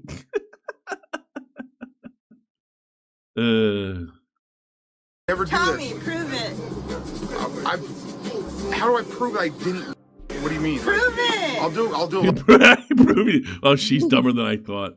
Lie detector test. I'll do a polygraph. I'll do a kid. Whatever. But the audience wasn't exactly willing to buy it, and as Charlie's video about the subject reached 5 million... I have a gross question, all right? And this is because... Is there a feeling you have that you could tell that you've just engaged in sex, Jeannie? If I had sex with someone, I wouldn't notice from everything. Like, I wouldn't be able to tell. Is there a way a female can tell? I mean, there can be, I'd say. But not 100%. Like... Yeah, like it would depend on how long ago it was, and like. How about you got drunk and you woke up? Could you have a feel like, wait a minute, something's not right down there? It feels like. I'd say, yeah, it could be. It could happen. Yeah. That can happen. Yeah. You can't walk. Million views. Day. The only Stop it. OnlyUseMeBlade brand officially transitioned from former Call of Duty YouTuber turned belligerent alcoholic to a man accused of one of the worst crimes possible. Brian's last remaining lifelines to normalcy were also being severed as Keemstar, one of his last remaining friends from back in the day, finally had enough. I got Blade to stop drinking 3 times. 2 of those times, he was sober for more than 30 days. I spent my own time and money to help him. Each time, he went back to drinking. I disowned him when he threw the dog months ago. I gave up. Jesus, take the wheel. Meanwhile, what happened to that dog you hit with your car? Man, wasn't on purpose. At least he didn't. Listen, that one's funny, but throwing dogs is terrible. Brian was still trying to save face as best he could, which didn't go down that well. I hope that she did call the cops, and then they could take any DNA or whatever from me. They are doing that, I hope. Good. Despite still working with Bjorn, who was associated with the Ice Poseidon community, this incident is what led to one of the greatest Danish man of all Brian not being accepted back into the RV or Ice's streaming. I want to come visit you so I can visit Bjorn. How far are you? I should meet you in what you call it. I want to go. He's in Curry, isn't he? I want to meet Bjorn and then kick him in the balls and run away. Bet he couldn't. I think he's in Curry. That's actually not that far away from here. That is depressingly close. We're looking for Bjorn. How everybody? Bjorn's like John. Everybody's named fucking Bjorn. I bet over there. Yeah. House in general. Although I'm sure. No, but we talked about some football shit he liked, and that's like a local club. Oh, he go. Oh God, are you kidding me? So he goes every week? Probably. I'm coming up. What's the train? What kind of train ride am I looking at? Why don't you take a plane? I think the plane is like an hour. Yeah, but then no one's gonna pick me up. Can you pick me up? I don't have a car. You don't have a car. Fuck. What I can do when I get the problem is like I can read in fucking German. I can't read in Danish. Grief he caused leading up to it contributed. And talking 6 to 8 hours from Wiesbaden. Yeah, Wiesbaden. Yeah, it's but with breaks, it's like a day trip. I probably have to like change over in Bremen or something, and then it goes probably up there. And this was just the straw that broke the camel's back. Like of course, he wasn't. Hamburg. And then up to Hamburg, and then change, and then it's the Danish train from there. Yeah. The Dane in membrane. Taking it very in Dane in the membrane. In Dane in the membrane. Well, even bringing up that he was on shrooms during the event is some kind of explanation. You don't be friends with Well, no, it really happened though, so it wasn't your imagination or the shrooms. somebody and plan stuff and invest money with people to have a psycho woman convince you in a day over something that was said when I was out of line off a quarter ounce of mushrooms. He even made a thread on the Ice Poseidon subreddit to try and clear his name. Ayo, so I voluntarily went to the police, showed them multiple clips of the situation to clear my name. I'm not on RV, I'm with Bjorn heading to Kansas City. No charges. Let's get back to streams, not drama. And Bjorn was collecting social, like the social welfare of, he's probably the reason you're afraid to come down here, Lynn. I'm not afraid. I'm the one who's willing to do it. You're the one who's like, nah, don't risk it. Do it. I'm bored. Now it's summertime. Do it. And bring me your drill tool. I want to drill the fucking thing. As this attempt, that's why. You're just tired of hearing your wife's name. Actually, you should come down, leave now. Or actually, my wife's going away for the weekend. Let's go have a big party. What do you say? My wife's leaving Friday. My watch the World Cup. My like 50 euros on my bank account says. We spend a lot of money on. I don't get that much money. But if you get down here and get back, if you get down here and how much is the train ride over here? That's probably like 100. Like if it's tomorrow, it's expensive. It's in a month, it's cheaper. Stuff like that. What about Friday? God damn it, Tommy. Yeah, well, I just found out today my wife's taking Tommy and taking off. It's proved equally you don't want to be fruitless. left alone. Oh. No, I don't hate it. None other than Chris Hansen of To Catch a Predator got involved. He had been streaming on YouTube at the time. Shitty day. Hi, OnlyUseMeBlade. It's apparently, what do you know about Gucci? To launch his personal investigation. Chris Hansen here. Did you hear that there's a movie coming out on Chris Hansen called Primetime? It's Robert Pattinson Robert Pattinson's playing Chris Hansen in it. It's all about the To Catch a Predator. Is going to show what a scumbag he is in real life. Augie got famous. I don't know. Yeah. I don't know, but I'm not. Augie should be in that movie. The online world, and obviously the news of his it takes a line in the right. That's what made his career. A former Call of Duty channel turned belligerent drunk and accused assaulter seemed like a pretty decent scoop. The two got on stream together, and Brian gave his side of the story. And then, as a joke, I admit saying this is all on stream, I was like, hey, should I go back there and have sex with her? It was clearly a joke.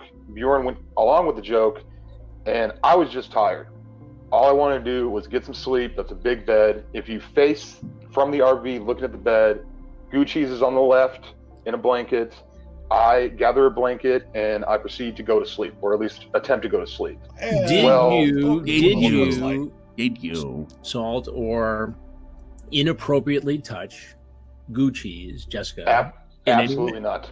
Absolutely not. I did not touch her in that bed at all. Despite his best efforts after the fact to try and fix this mess, it did nothing to counter the fact that he had built himself a history of not only playing fast and loose with people's boundaries on stream, but also making a pretty condemning statement about it as recently as 1 week prior to the Gucci's incident. I just have a lot of love to give. You should be honored that I would ever grope you. You should be honored to get groped by me. You should be honored to be groped by me. You should send me Christmas cards. Corinne, she should be honored that I would even find her sexy enough to molest her. That's it. It turns out that years of putting his foot in his mouth were finally catching up. Although I'd refrain from talking about him of all people putting his feet in his mouth, given Yeah, I don't know how it's put, Tom.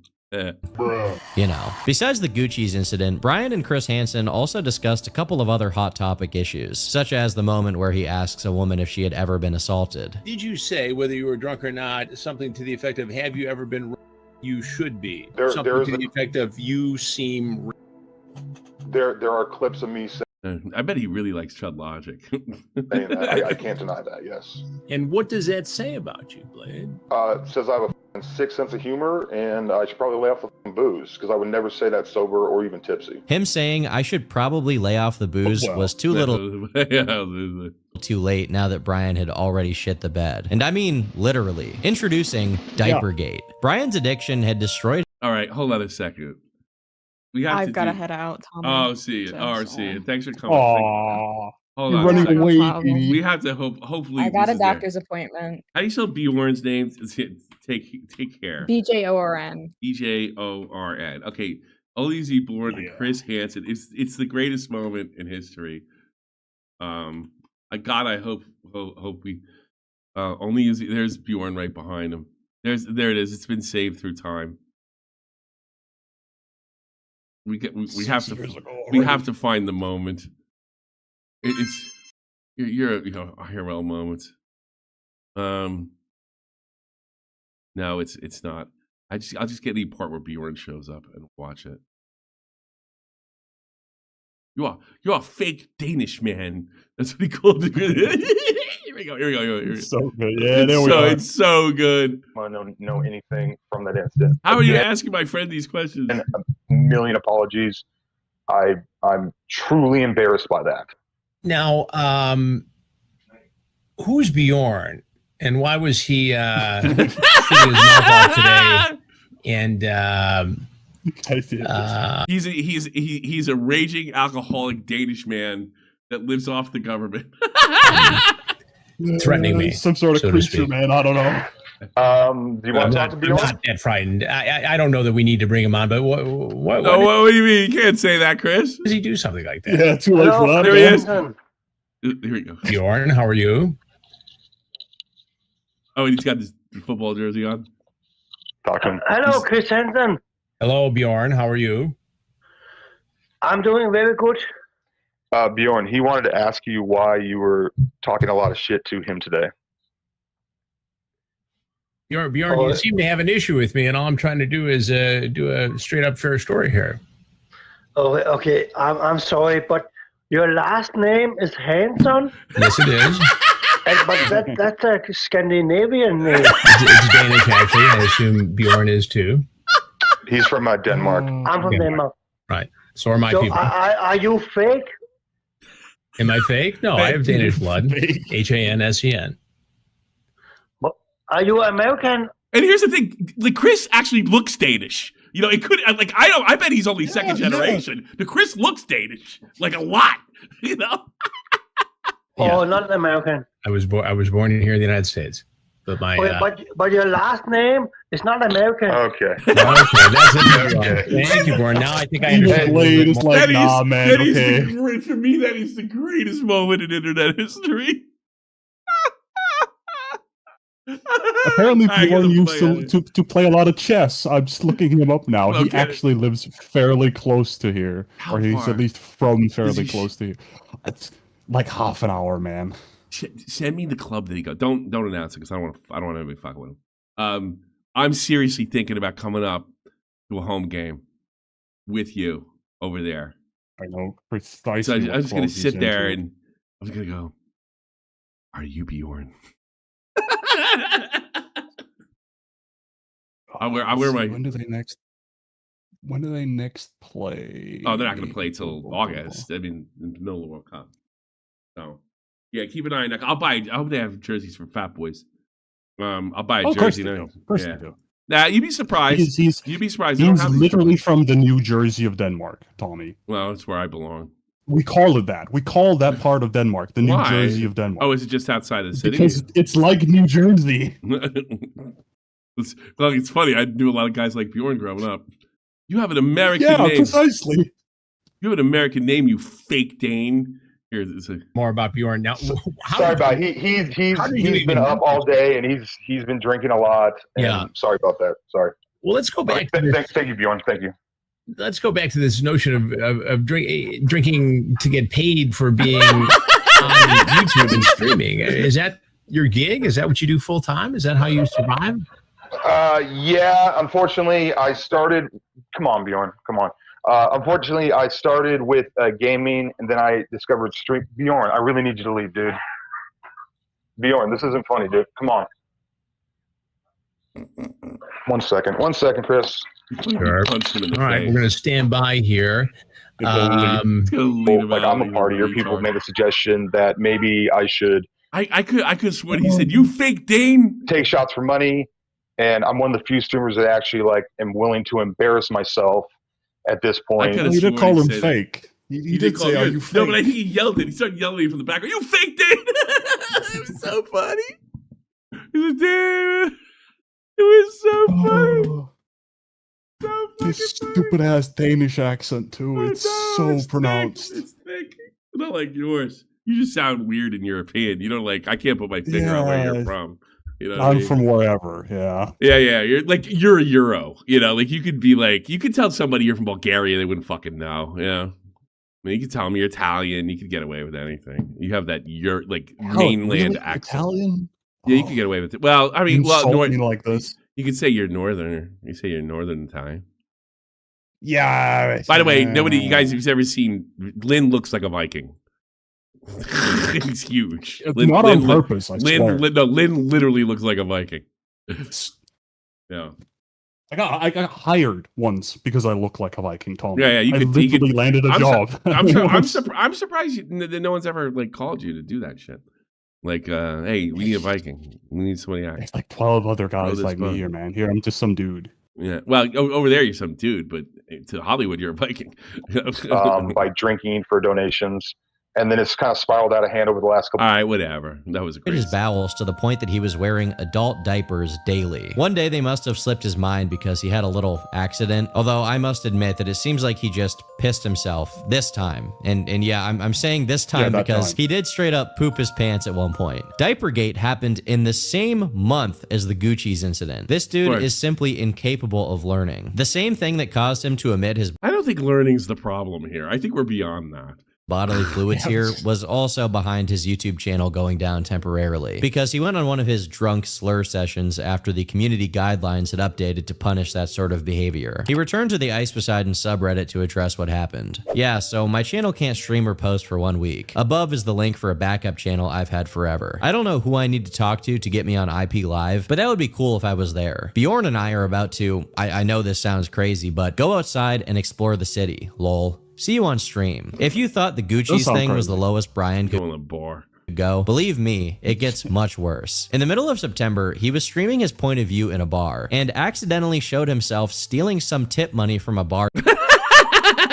It's things like this that led to the creation of OnlyUseMeBlade, a parody rap moniker under which several songs were released. Little Bruises, for an example, is a parody of the song Old Town Road. And while I can't play the song here for copyright reasons, I can read some of the lyrics. I'll drink that Jaeger till I'm dead, I'm only lose me leg. I got holes in my leg, Jaeger in the keg, balding on my scalp, figure it out. Yeah, I'll grope your wife, or I'll toss your dog. This song even received a music video featuring a very crude 3D model of Blade. I can't show some of this video because it has a shot of Brian with both of his legs amputated, which on one hand is obviously a pretty cruel thing to make about someone, but at the same time, it was also a foreboding warning for what was to come. In fact, it was so commonplace to mock Brian for his deteriorating health that he himself joined in, singing along to the song. Only use me laser. But playing into the joke wouldn't be enough to stop his ship from smashing into an iceberg. In a turnaround many would describe as karmic debt, within just a few days of Brian stealing from the bartender, he got robbed and sent to the hospital. I then woke up in a hospital.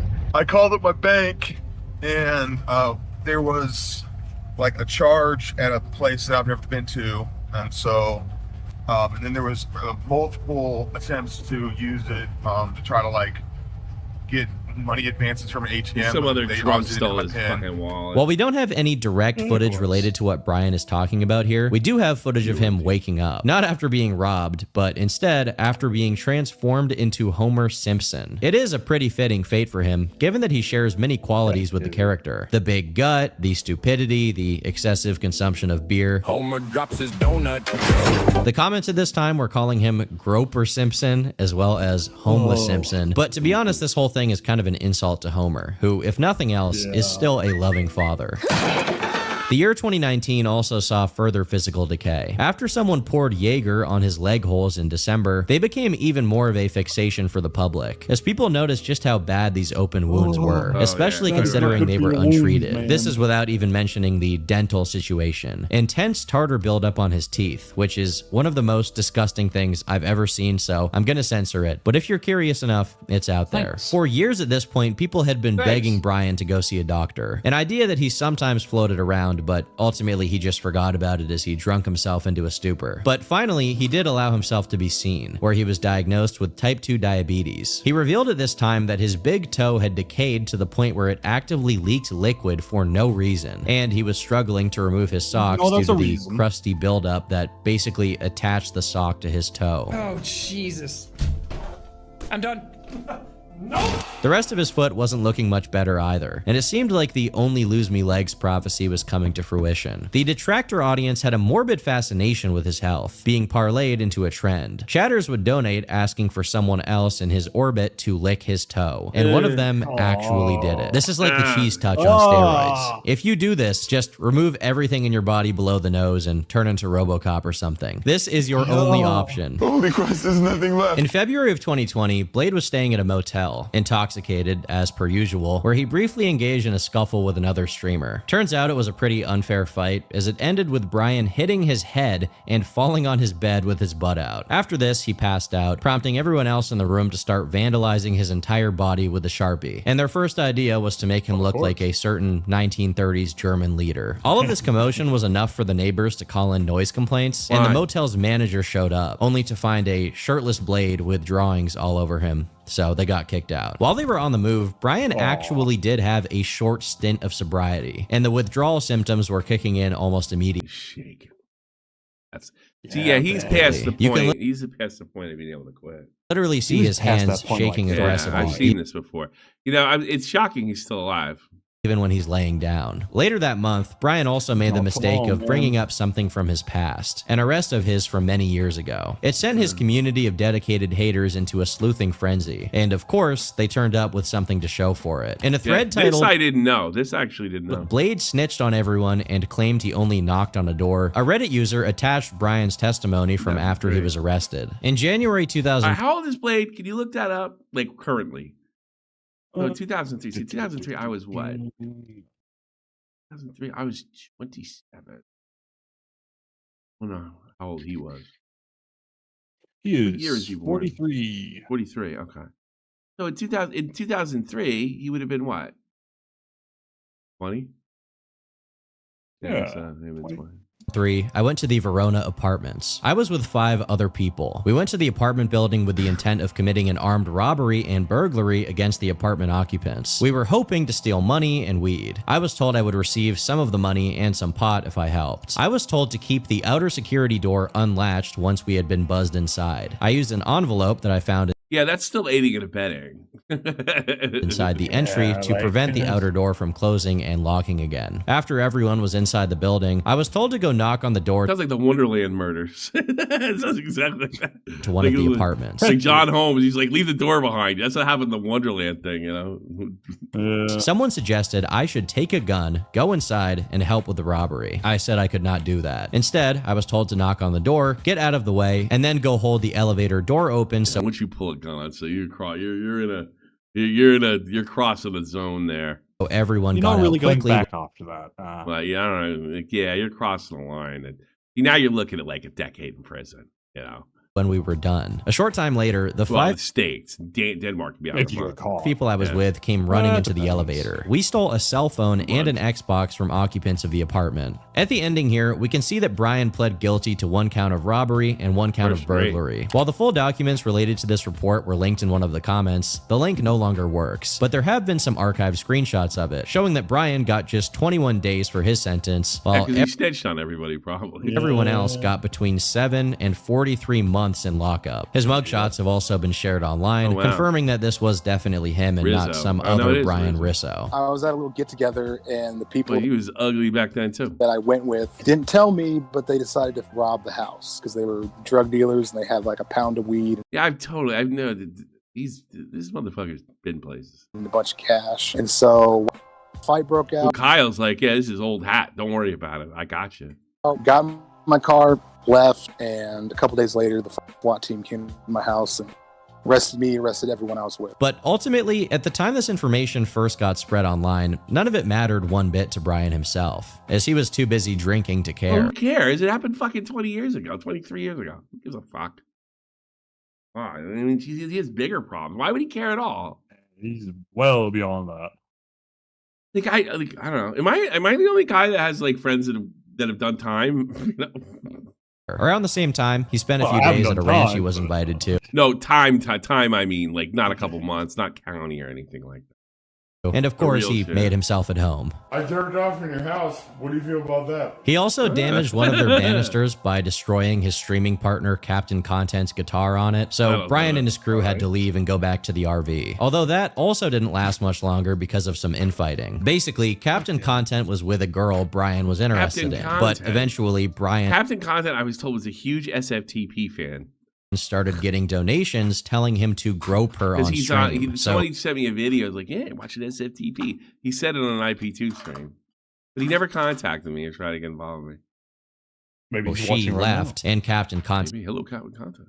Went with her, deciding to stream solo. This caused Brian to have a mini meltdown over text. You know a group stream will be way more lit than you staring at a screen hoping someone donates. Plus, it's kind of last night of RV. Let's give the people something to watch. You never PayPal'd for gas, you Jew. But you didn't roll, so that makes sense. Guess this is goodbyes. You really messed up this trip. Kind of sad because back at TwitchCon, I thought you were a good streamer. You are trash at streaming, and as a human. Maybe your parents failed at raising you, or you're just destined to be a bad person. Yeah. Stop playing the victim card. People see through it. Work on yourself. For real, for real. You're not part of this anymore, so screw it. Don't hit me up for anything. You're canceled. Can't think of a greater irony than OnlyUseMeBlade telling someone to be a better human. In response, Captain Content said, "There's your $50, Brian. I never rolled. And I barely been making 100 a day past week when you're still making around 600 every night. Jewy Jew. Sorry I didn't let you grope my friend." The irony of Brian judging other people didn't fall on deaf ears, as viewers were quick to make montages highlighting just how much his self-neglect had cost him. A Kiwi Farms user named OJ Simpson carefully combed through all of Brian's career to document his visible downfall, and the results are pretty shocking. From 2010 to 2020, you can actually witness the life escaping his body. Then the RV trip came to an end in the most depressing and nonsensical way possible. I've become kind of popular, dude.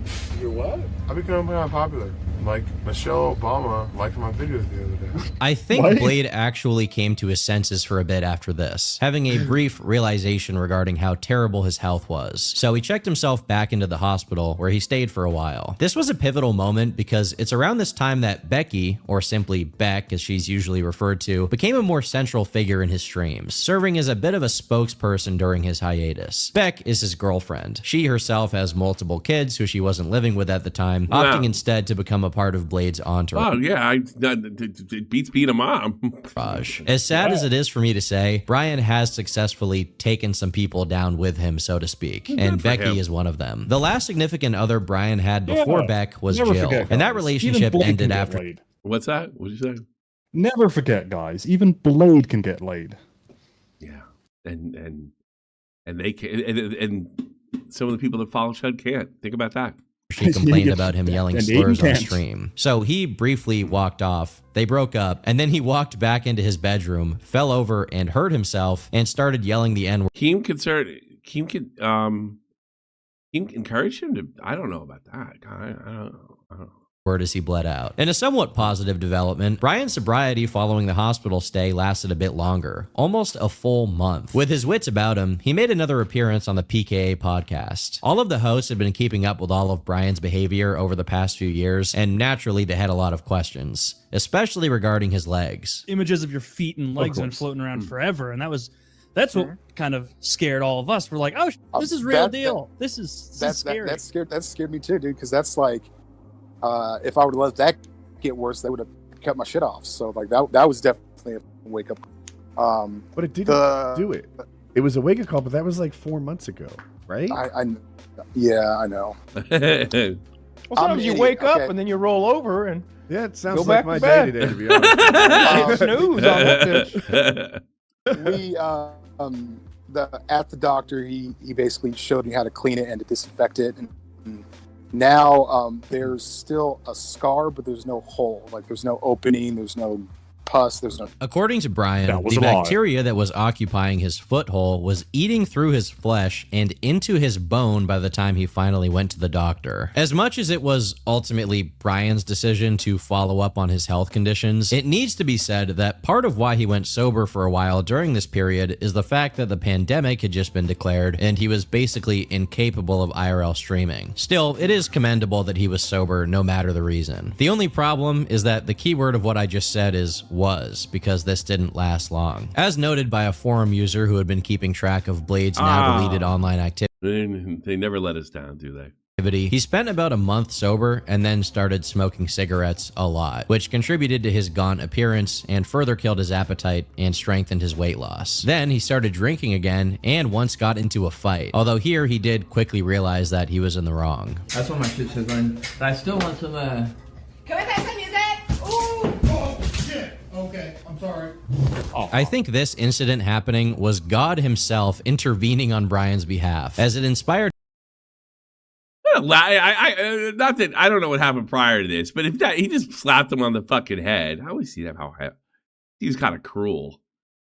A little bit of an escalation. Hold on, yeah. Can we play some music? Oh God, he didn't even he slapped him across the hat. That was awful. Oh, shit! Okay, I'm sorry. I think this incident happening was God himself intervening on Brian's behalf. That guy's an asshole. He shouldn't have hit him for that. He should have said, knock that off. You do it one more time. Something like that. That was ridiculous. As it inspired him to stop drinking again for the next few months. Unfortunately, the years of abuse on his body were still catching up to him, as he found himself right back in the hospital after his leg began swelling up for no apparent reason. But they were able to deal with it, and he was released shortly after. His weight at this time was a little over 200 pounds, significantly down from his peak, and once again he was limiting himself to cigarettes and weed, so some people hoped that he was turning over a new leaf. He was even looking into getting some new teeth, because after accidentally chipping his tooth and seeking treatment for it, he was informed that his dental issues meant his upper row of teeth were completely devastated. Sadly, this sober arc only lasted a few months, because by October of 2020, Brian decided it was time to once again return to RV streaming along with a bunch of other people, which of course meant he would be back to drinking regularly. The consequences for this decision were met instantly. First, he was taken to task for pissing everywhere and stinking up the whole vehicle. Pissed on the floor, pissed on there. Sorry, dude. And you pissed over there. Broke my ladder. Then, for the first time, he found out what it was like to be on the receiving end of streaming. You get for voting for Trump. Not live streaming, piss streaming. This was just one of the many vandalizations of Sleepy Blade, along with being painted blue and shaved bald, resulting in this mesmerizing visage. This guy is turning into a cryptid right before our eyes. Oh my god, I need to make an Asperg video on this immediately. Somehow his hygiene Don't make fun of Wendigo. Yeah, Come they're on. actually very close. got even worse, Yeah. and although the archives of it are gone, Brian pooping himself also became a recurring issue. And on top of that, he resisted the wishes of his streaming buddies to shower and actually clean himself, resulting in a clip of him having to be dragged by his rotting heels into the bathroom. It seems that his temporary sobriety through a good chunk of 2020 led to Brian's body getting less accustomed to handling the amounts of alcohol he drank before, so he was dealing with even more severe consequences of drinking. It used to be the case that when he passed out, simply messing with him would be enough to wake him up, and then he would attack you for disturbing his slumber. Now, even when his fellow streamers tased him, he remained fast asleep. Oh my Of God. course, this also meant that messing with him came even easier. So they taped some McMuffins to his head and then once again turned him into Hitler, which he was pretty upset about. You had a legendary stream today. You're not going home. Not really, dude. We're montage my sadness. But before he could completely bottom out and reduce his life to smithereens, something happened. He was banned from YouTube. This time, not a temporary suspension or a strike, but actual account termination. For some people, this is expected, and I agree given everything he had been up to on stream. But this is actually more important than that. This was the only positive classic fucking channel. How dare they delete it? Legacy he still had on the internet. Can't they just keep it up and then not let him have access to it?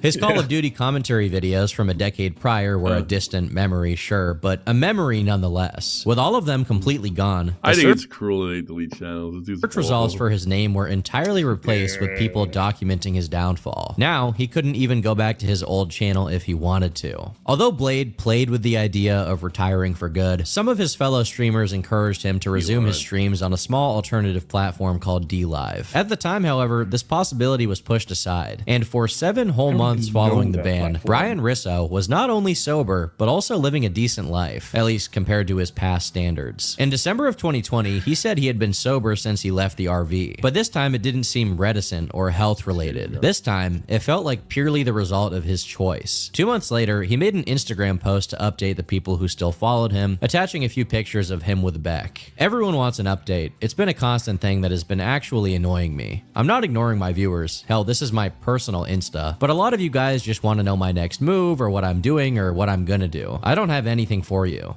I honestly don't know. All I know is that I'm at peace being in love with my soulmate. I didn't get her flowers today, Valentine's Day. Not because I forgot. It's just when I do stuff like that, it's never an I'm sorry flowers or because of a tradition. Every single day with this woman is special, and I'm in a very peaceful place. When I lost my YouTube channel, I wasn't devastated or mad. I have her, my rock, my peace, my everything. So to those that are frustrated that I haven't given you an update, I'm just cherishing every single day with my soulmate, my woman, my everything. This is my Valentine's Day message to her, the only one I want to grope. That's your update. Even when he reappeared on a stream, it almost sounds like beautiful in a way, you know. But yeah, we know how it ends though. Yeah. So, in April 2021, he managed to stay away from any booze and turned down any prospects of taking part in another RV run. This resolve held strong until May, but sadly, things once again took a turn for the worse in June. Bjorn, the same guy who was there during the Gucci's incident, got on a phone call with Brian, and the two started talking about a return to the RV. Casey Content God, commenting on this development, said, "I think Blade only knows streaming. He got fired from his delivery job at Domino's." I can't personally confirm that Brian was working at Domino's during this hiatus, but given his sudden interest in going back to streaming, and also given that he and Beck hadn't broken up or anything, this is a pretty likely theory. As far as when Brian was eyeing the comeback, he had his sights set on the 4th of July, and said and done, on the anniversary of the birth of the United States of America, Brian made his return, and so did the booze. Initially, the reintroduction of alcohol into his life briefly had him at odds with Beck. Kit Kat. Call me that again, please. Bitch, get some Kit Kats.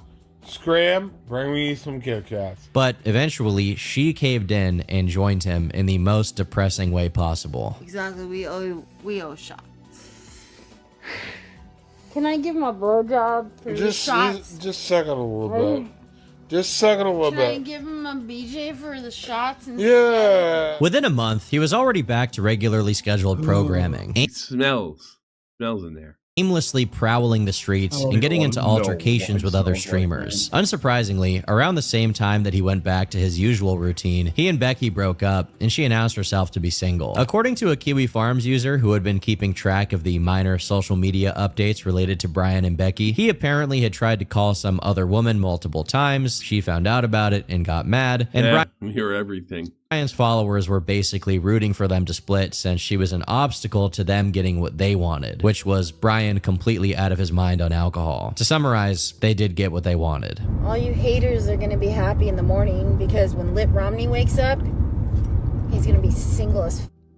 You guys are all getting the toe back. And by the way, Lit Romney is the nickname for the person Brian becomes when he's extremely drunk. Brian wasn't too worried about the breakup. As a matter of fact, he wasn't even sure it had actually happened. I'm in a really weird predicament, dude, because I think my girl left me, but like I'm in her house, so that's really weird. Now, completely bereft of anyone trying to stop him, Brian went back to the RV and immediately got into a fight with one of his streaming partners. He then got sprayed silver while he slept, was once again shaved bald, transformed into Hitler, got a wig glued to his head, had a hot dog prepared on the side of his massive midsection, got water poured on him, and then, after he got up, he swallowed a nice big shot of piss. Just 1 year removed from the healthiest he had been in recent history, and he was already reaching historical lows, and the lows keep coming. As 2021 rolled into 22, Becky rejoined Brian, this time completely accepting that he was going to continue to be Lit Romney. On one hand, however degenerate this whole situation is, it is ultimately these people's choices to destroy themselves. However, I should note that during this specific period of early 2022, Becky had brought her daughter with her to the RV, which was kind of concerning given that Brian invited people into it almost at random. This culminated in Brian having a couple of creepy-ass gang members in the vehicle, aggressively asking Becky for a threesome, which she politely turned down. You want me to stay away from you? I'm not okay with it. You want me to stay away from you? Yeah, I love him. Are you pissed at me? I'm not pissed at you. Do you find me unattractive? No, I don't find you unattractive. You don't want to touch me? No, I'm not. You don't want to touch me? You believe you're a that? good-looking guy. If he's a fucking gang guy, that's what it sounds like to me. He's nothing he can do about it, and he knows it. I don't think he's a punk, but if that guy has a gun or knows people who does, then there's nothing he can do about it. Then and it's the question of whether do you have to do something now, or are you going to let something happen? You're pretty much. I think this is. If I had to guess he's what's going on, happened. the way That's all she's I'm saying. answering and the way he's being quiet, this is a survival thing. Oh yeah, I'm not denying it. I'm just saying. Yeah, that's what I think. He's lucky nothing happened. Yeah, I think that he's just hoping he gets bored and leaves. That's it. That's what I think. Am I? But you don't want to touch me? Regardless of how you feel about anything else in this horrific story, this is absolutely a terrible look and should not be happening. Becky herself eventually realized how bad it was and tried to make a statement. What he's trying to do there, he's trying to get her to insult. And notice it's set up. If she says, yes, you're unattractive, right? Then he says, how dare you call me that, you bitch? And that gives, in his mind, he gives him a freak out. Listen, if you're talking that way to a woman and her boyfriend's literally behind you, you have no fear of that man. None whatsoever. So. And to excuse what had gone down. I was not trying to cuck content, but this was extremely uncomfortable and scary. And just to clarify, no, my daughter was not there. She was having a sleepover at her best friend's house. I would never have been out drinking and let some strangers around otherwise. As I sobered up, I realized the situation. I'll stress right now that clearly Becky is claiming that her daughter wasn't present at this moment. But as she herself had previously said, her daughter was indeed frequenting the RV around the same time this incident took place, which to me seems like kind of a dangerous idea in and of itself, given how insane Blade is. In keeping with the usual class act from these guys, Becky gave Brian head on stream. There really is no way to sufficiently describe how much of a freak show Blade's life turned into. Meanwhile, his brain was literally shutting down mid-sentence in what some people speculated were micro seizures. Oh my God, you're Brian Rizzo. No, my name is Brian Rizzo.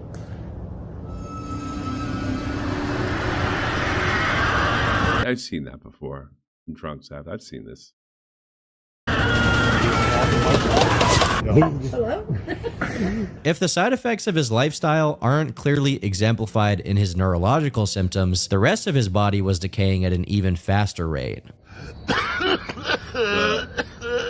But for the time being, it seems that Brian had struck a balance, at least with Becky, as they agreed that he would be given the hall pass to flirt with women whenever he was on live. Who wouldn't want to be with a guy who just randomly pisses in your house? Blade, no, figure it out, bro. Go to the bathroom, bro. What the f*** you doing, bro? I'm feeling bored, dude. No, don't piss on my foot, bro. And he won't apologize for it either. He stands his ground. Yeah. Yeah, I peed. Get up! I peed. Why did you pee? By the way, just so you know, this instance of Becky finding out that Brian had peed himself in the bed concluded with her sticking a banana up his butt. As hard as it may be to believe, as one does. I'm not drunk enough for this, man. As one does. The less bad alternative, because he can also, and has shown himself capable of, taking an orange diarrhea dump on your bed. He'll also walk around all day in his stained underwear, but at that point, who even cares? To further signal how little he was concerned for anyone's safety or comfort when he was busy being Lit Romney, he was having women over while also being around aforementioned sex pest Andy Dick. Fortunately, it doesn't seem like anything bad actually happened during this stream, however insane it is to know that they collabed. What isn't so funny is that Brian was dumb enough to do a text-to-speech stream with his elderly mother, and of course the people in the chat went as hard as possible with the donations, even bringing up her dead husband, Brian's dad, with the explicit intent of upsetting her. While most of 2022 was pretty uneventful, as it came to an end, one incident happened, the outcome of which has gotten massive on YouTube. On Beck's birthday, Blade was taking one of his infamous drunken naps, and when she started roughhousing with him to make him wake up, he hurt her. It was a pretty rude moment, as he clearly had no interest in doing anything besides being passed out drunk on her birthday, so naturally she got upset. As it quietly rained outside, and Beck manned the stream while her enormous man baby of a boyfriend was dead to the world, this clip took place. Assmouth donated $3. Beck, you are a weirdo up, but you live with trauma and have a good soul. You don't deserve the life you live. Redeem yourself while you can. Please. And go to sleep. She didn't. To be honest, Spielberg could not produce better cinema. To add to the continued catastrophe that was the year of 2022, he also crashed his RV into a utility pole. I think it's worth noting that this was on a rainy day with wet roads right next to a slope. The RV could have easily toppled over and rolled downhill. Brian was honestly lucky that nothing worse happened, because knowing how much he likes to be drunk all day, he definitely wasn't in any state to prevent an accident. And if the beginning of 2023 is anything to go by, I don't think Brian was in any state to do anything at all. I'll do a triple in a minute, dude. I got you, dude. Dude, I'm ready. In the unending wisdom of his decomposing brain, Brian decided that this was the best moment to revisit the Gucci's incident in the classiest way possible. Call Gucci's. What do you want to say, Gucci's? Oh, again. Later on, he throws a chair at Becky and then slaps her in the face. That's good. And it got him temporarily banned on Kick, although it was quickly reversed. It didn't take long for another dying brain moment from Brian, as he spent about 20 seconds in complete silence on stream with a bra on his head, breathing heavily like season 5 Tony Soprano. In mid to late April 2023, he found himself riding a giant inflatable penis, and then a few people vomited on his decaying legs. It's as if every waking moment in this guy's life is a nightmare coming straight out of a 2000s shock website. Another former boundary of Brian's that he completely abandoned and violated is his promise to never drive under the influence, as he streams himself getting absolutely slammed on Jaeger, asking Beck for more, being denied his request, and then getting in his car and driving through suburban neighborhoods, and calling all the bystanders the N-word as he looked for his fix, only to stop his car randomly, get out, I was watching the stream, and collapse on the side of the road. I'm gonna call back. I'm gonna figure it out, dude. I'm gonna pee on her a lot bit. Oh. As I've been researching this video, I don't even know how this is real. How did this happen? This is straight out of a movie. Now, because Brian was being... Because not everybody gets... I mean, these kids... Like, because when you drive drunk, it's not a guarantee you're going to get caught. You know? Like I get the feeling like kids nowadays, and I've felt this like for the last 10 years, they think it's like GTA, and if you commit a crime, the little star goes through. It's just a matter of time. You hear get away about with here crime all the time. You know, all the Oh, time. he did a bad crime. That means he did the thing, and he's gonna go to jail. Most of the people I got known, they got nailed for drunk driving. Did it like 14 fucking times before they got nailed. I never got caught for anything except not wearing my helmet driving a scooter, man. When I was like 16, that's it. Being extremely irresponsible by endangering the lives of him and everyone else on the road, Becky was upset, so she left him again. Blade himself admitted that she was right for ditching him, saying she had been far too patient with him over the years. Despite acknowledging that he was the one who ruined it, he continued to get drunk and call her up on stream, but she could tell he was wasted, so she hung up immediately. If that wasn't bad enough, Brian's leg holes once again took a turn for the worst, and it sent him back to the ER. Definitely a bit of a wake-up call. I think we're at wake-up call 1086 at this point, but still. At this time, Beck became involved with a new guy, Willie, someone who at the time had his own history of substance abuse. Brian found out they tend, man, thanks for blowing it, you jerk off. And wasn't exactly pleased. So while his leg was on death's door, he found it in himself to not only continue drinking, but also call his mom. On this call, he made jokes about Willie, who was on life support from health issues related to his substance use. I can't think of a more sad juxtaposition. A guy whose leg is literally turning into dust due to his addiction has the gall to mock someone else, who is currently in the hospital due to his health issues. But Willie is actually a more central figure to this story in a much darker way. During this period, Brian managed to join a new streamer house, where a lot of other people, some of whom were fans of his like Willie, could visit and stay. As you can imagine, the atmosphere of a place like this was not the best, and Willie had pre-existing conditions that made the consumption of substances like alcohol very dangerous for his health. Unfortunately, no one was too concerned about the possible risks. And nope. Why would they be? I mean, Blade's not, is he? He's not asking him to do anything Blade wouldn't. While they were streaming with Willie, he started basically leaning backwards onto a counter and going completely unconscious. The footage is extremely disturbing because as this man literally died, the other people around him didn't take it seriously and continued to play around and tap him. You know, and they're all in their 40s now, and this is the same shit like in college and high school. They haven't changed. Like nothing's changed. And I'm not gonna sit back and say when I was doing this kind of stuff that I didn't have a good time and there wasn't a time for it or what have you. But I mean, the fact that you're still in college mode at this age, you know, I've had people come to me like, "Oh, Tommy, you said you're never gonna get married and have kids, and look, you did. You got fucked. You got fucked in a divorce. You lost all your money. I'll take that any day over this." Any day of the fucking week over this, even losing everything I've ever worked for in my life being taken apart by my ex-wife, just life completely destroyed, right? Work destroyed, everything destroyed overnight. Getting a divorce. The only thing I was able to hang on for a while was to be a father, you know. And I would gladly be that loser any day of the week over this. Any day of the fucking week. At least you lived a life instead of just the same thing since you were 16. Yeah, I mean, like if I had done this, I would have never met a nice woman or anything. Like, you know, never would have got out of there one way or another, you know. Him on his head until he fell over, completely knocked out, and hit his head on a trash can on the way down. Instead of calling the paramedics, it wasn't Blade, it was one of the other guys, it was like held his nose for a bit, and then also they started painting his face. So they have like black and red and white paint. He died. And they're slathering it all over this guy's face. They're writing Juggalo. This is not a guy who's just passed out. Yeah, they think it's like Blade. This he's guy, not breathing. Sometime after this, people did realize that Willie was not just drunk. There was something else wrong with him, and an ambulance was called to take him away. The blame for what happened was quickly placed on Brian, given he was seen as the head of the streamer house and was himself an extreme substance user. After staying in the hospital for a bit, Willie sadly passed away at age 44. Brian confirmed this on live stream and even tried to offer some condolences. Willie's no. I don't blame Blade at all. Like literally, I mean, yeah, he's somewhat. I'm not saying he's not responsible in some ways because this whole thing's fine. This guy Bond knew what he was getting, but he was a fan of this guy. Why? Because they're two of the same people. It doesn't bother me at all. I mean, it bothers me. It doesn't bother them.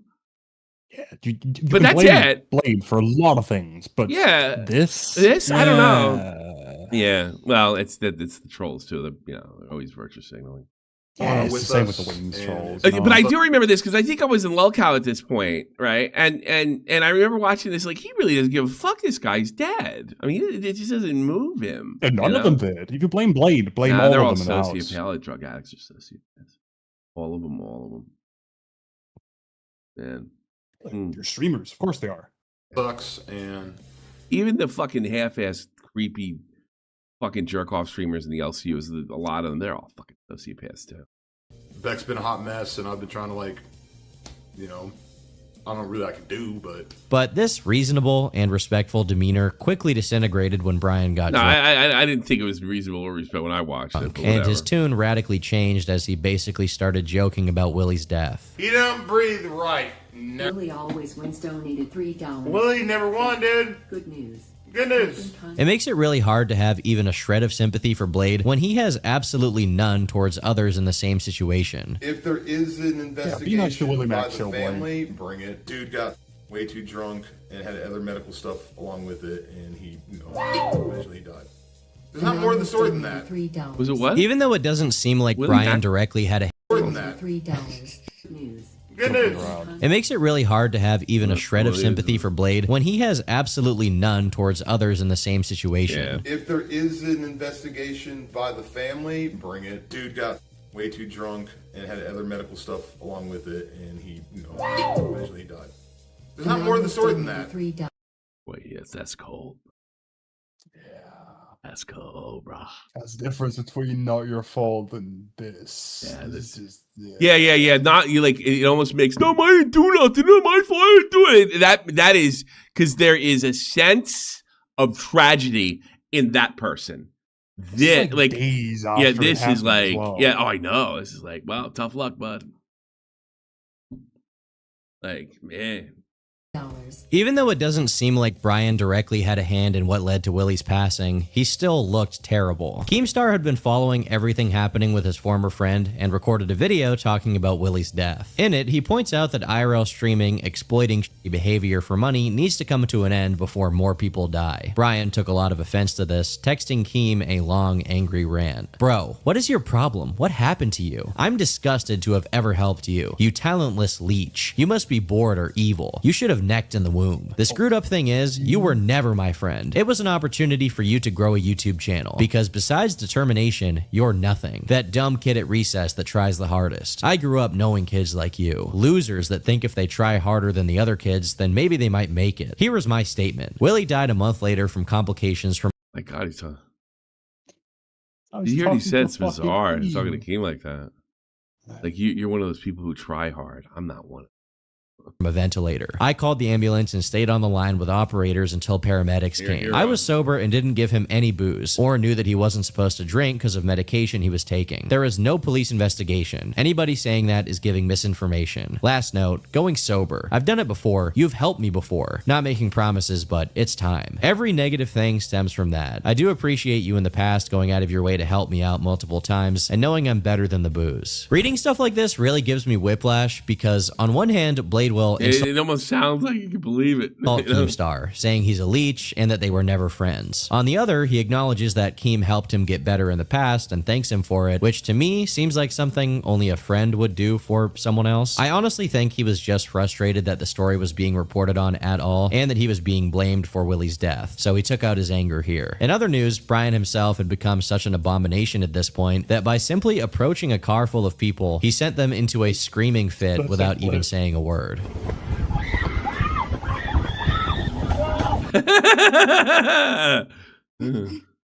Oh, could you imagine just walking up? But in September 2023, he did do that message some justice and actually went sober for a bit, even making a comment about how if you only tuned into his stream to watch him die, you should go somewhere else. Then he got drunk and threw a dog again. I'm in love with one of your viewers, Lily. He can't help himself, man. I don't know what it is inside him that propels him to abuse animals anytime he's wasted around them, but whatever it is, it's clearly a persistent issue, and anyone allowing him near their pets is being irresponsible. To say the least, even the hate watchers were getting sick of Brian, so they looked for pretty much any opportunity to punish him that they could find. One effective method found was using the text-to-speech donation feature on his streams whenever he was in an Uber so that he would be banned from the app. One standout includes, "Hello, Uber driver. This man, Brian Risso, is a convicted child predator. He also has weapons, and he will cancel the fare and charge back and grope you. You have been properly warned." I'm not even joking when I say this was just one of the lighter ones. Why would she just turn a fucking no? There were far worse donations. To make matters even more pathetic, Brian continued his tradition of randomly calling Beck up to try and talk to her, despite her clearly wanting nothing to do with him at this point. When everyone else had turned their backs on him, Brian returned to his mom to save him once again. He had put together a scheme. Due to her health issues, she was going to get a state-mandated live-in caregiver, and Brian would be named as that caregiver, so not only would he not have to pay any rent, he'd actually get a wage from the state to do barely anything. Sadly for him, this never came to be because his mom wasn't willing to go along with this fraud. There was also some controversy involving Brian's mom accusing Becky of stealing her fentanyl patches, with Becky Who took my responding and saying either Bjorn or Brian did it, but as far as I know, this issue was never properly resolved. As we approach the most recent developments in Blade's life, we can see the end game. He has turned everyone else away until only his mom will still put up with him. And now he was working on losing her as well. In a phone call they had, she says she's not okay because, as she puts it, her son was taking his own life and she was dying. I'm very okay, Mom. How you doing? Well, I'm not very well. Well, tell me about it then, Mom. Well, I'm fine, but I don't like talking to you when you're drunk. I'm not drunk. I'm calling you when I'm sober, so figure it out. For a brief period, he was staying over at one of his fans' house, and he visibly pissed on this guy's sheets. You can literally see the before Blade and after Blade images, and it's not good. No good deed towards OnlyUseMeBlade goes unpunished. Brian spent his birthday and Christmas alone, and the end of his journey was approaching fast. Everyone he managed to stay with either kicked him out, or they were doxxed and harassed until he left their home. Even when he paid for hotels, he suffered the same now he can't even stream. Fate repeatedly. It was as if there was nowhere left to go, and there wasn't. His time was up. On the 1st of January 2024, his stream was interrupted by the police. Yeah, it shows you good. Like like where can Boogie go? Where can Wings go? It can get worse. It can always get worse. Sure. I mean, this is much worse than Wings or Boogie. Hey Brian, can you come talk to us? Lumber County Sheriff's Office. We want to make sure you're okay. Anonymous donated $4. 400 years of not okay. Hey Brian. 400 years not. This clip went extremely viral on Reddit. It was later revealed by one of Brian's acquaintances that he was now in the hospital, and eventually, the man himself wrote an update. A lot of people were worried about me. I'm good, I'm healthy. The month of December was nuts. Also not good for me. I'm in the process of making my next move, but I know the cliffhanger of police rushing my room is content, but definitely not worth it to me. The streams have been gloomy. I need to work on being in a happier place. Anyways, stay awesome, people, and Blade loves ya. The alternate YouTube channel he had been using to stream was terminated, which a troll named Wings007 claimed was his work. In a post, he claimed credit for the ban, as well as— Yeah, that was the guy that we found out, like, he was a master troll of Wings, right? And we found out that, we found out a whole bunch of shit about that guy. He was like 10 times worse than Wings ever was. He had kids that he didn't take care of. And I found that a lot with this whole being around this whole locale culture. Like, some of the fans are— 007. They're worse. They're like worse than, I mean, this guy had kids that he didn't take care of. I mean, he was awful. And he just, Wings is twice, like, as bad as Wings is, he's like twice the guy this guy is. Getting Brian thrown out of 3 hotels and visited by the cops twice. Yeah, Wings hates these guys because it's him.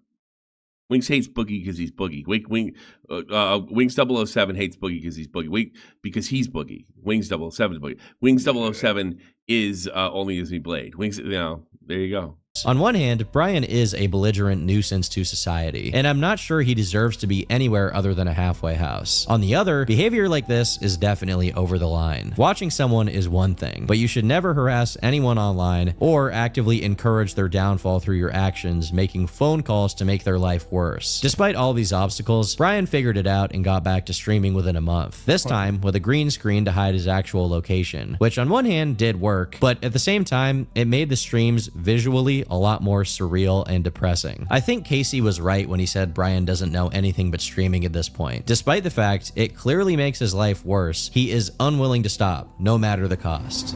Has anything you've done made your life better?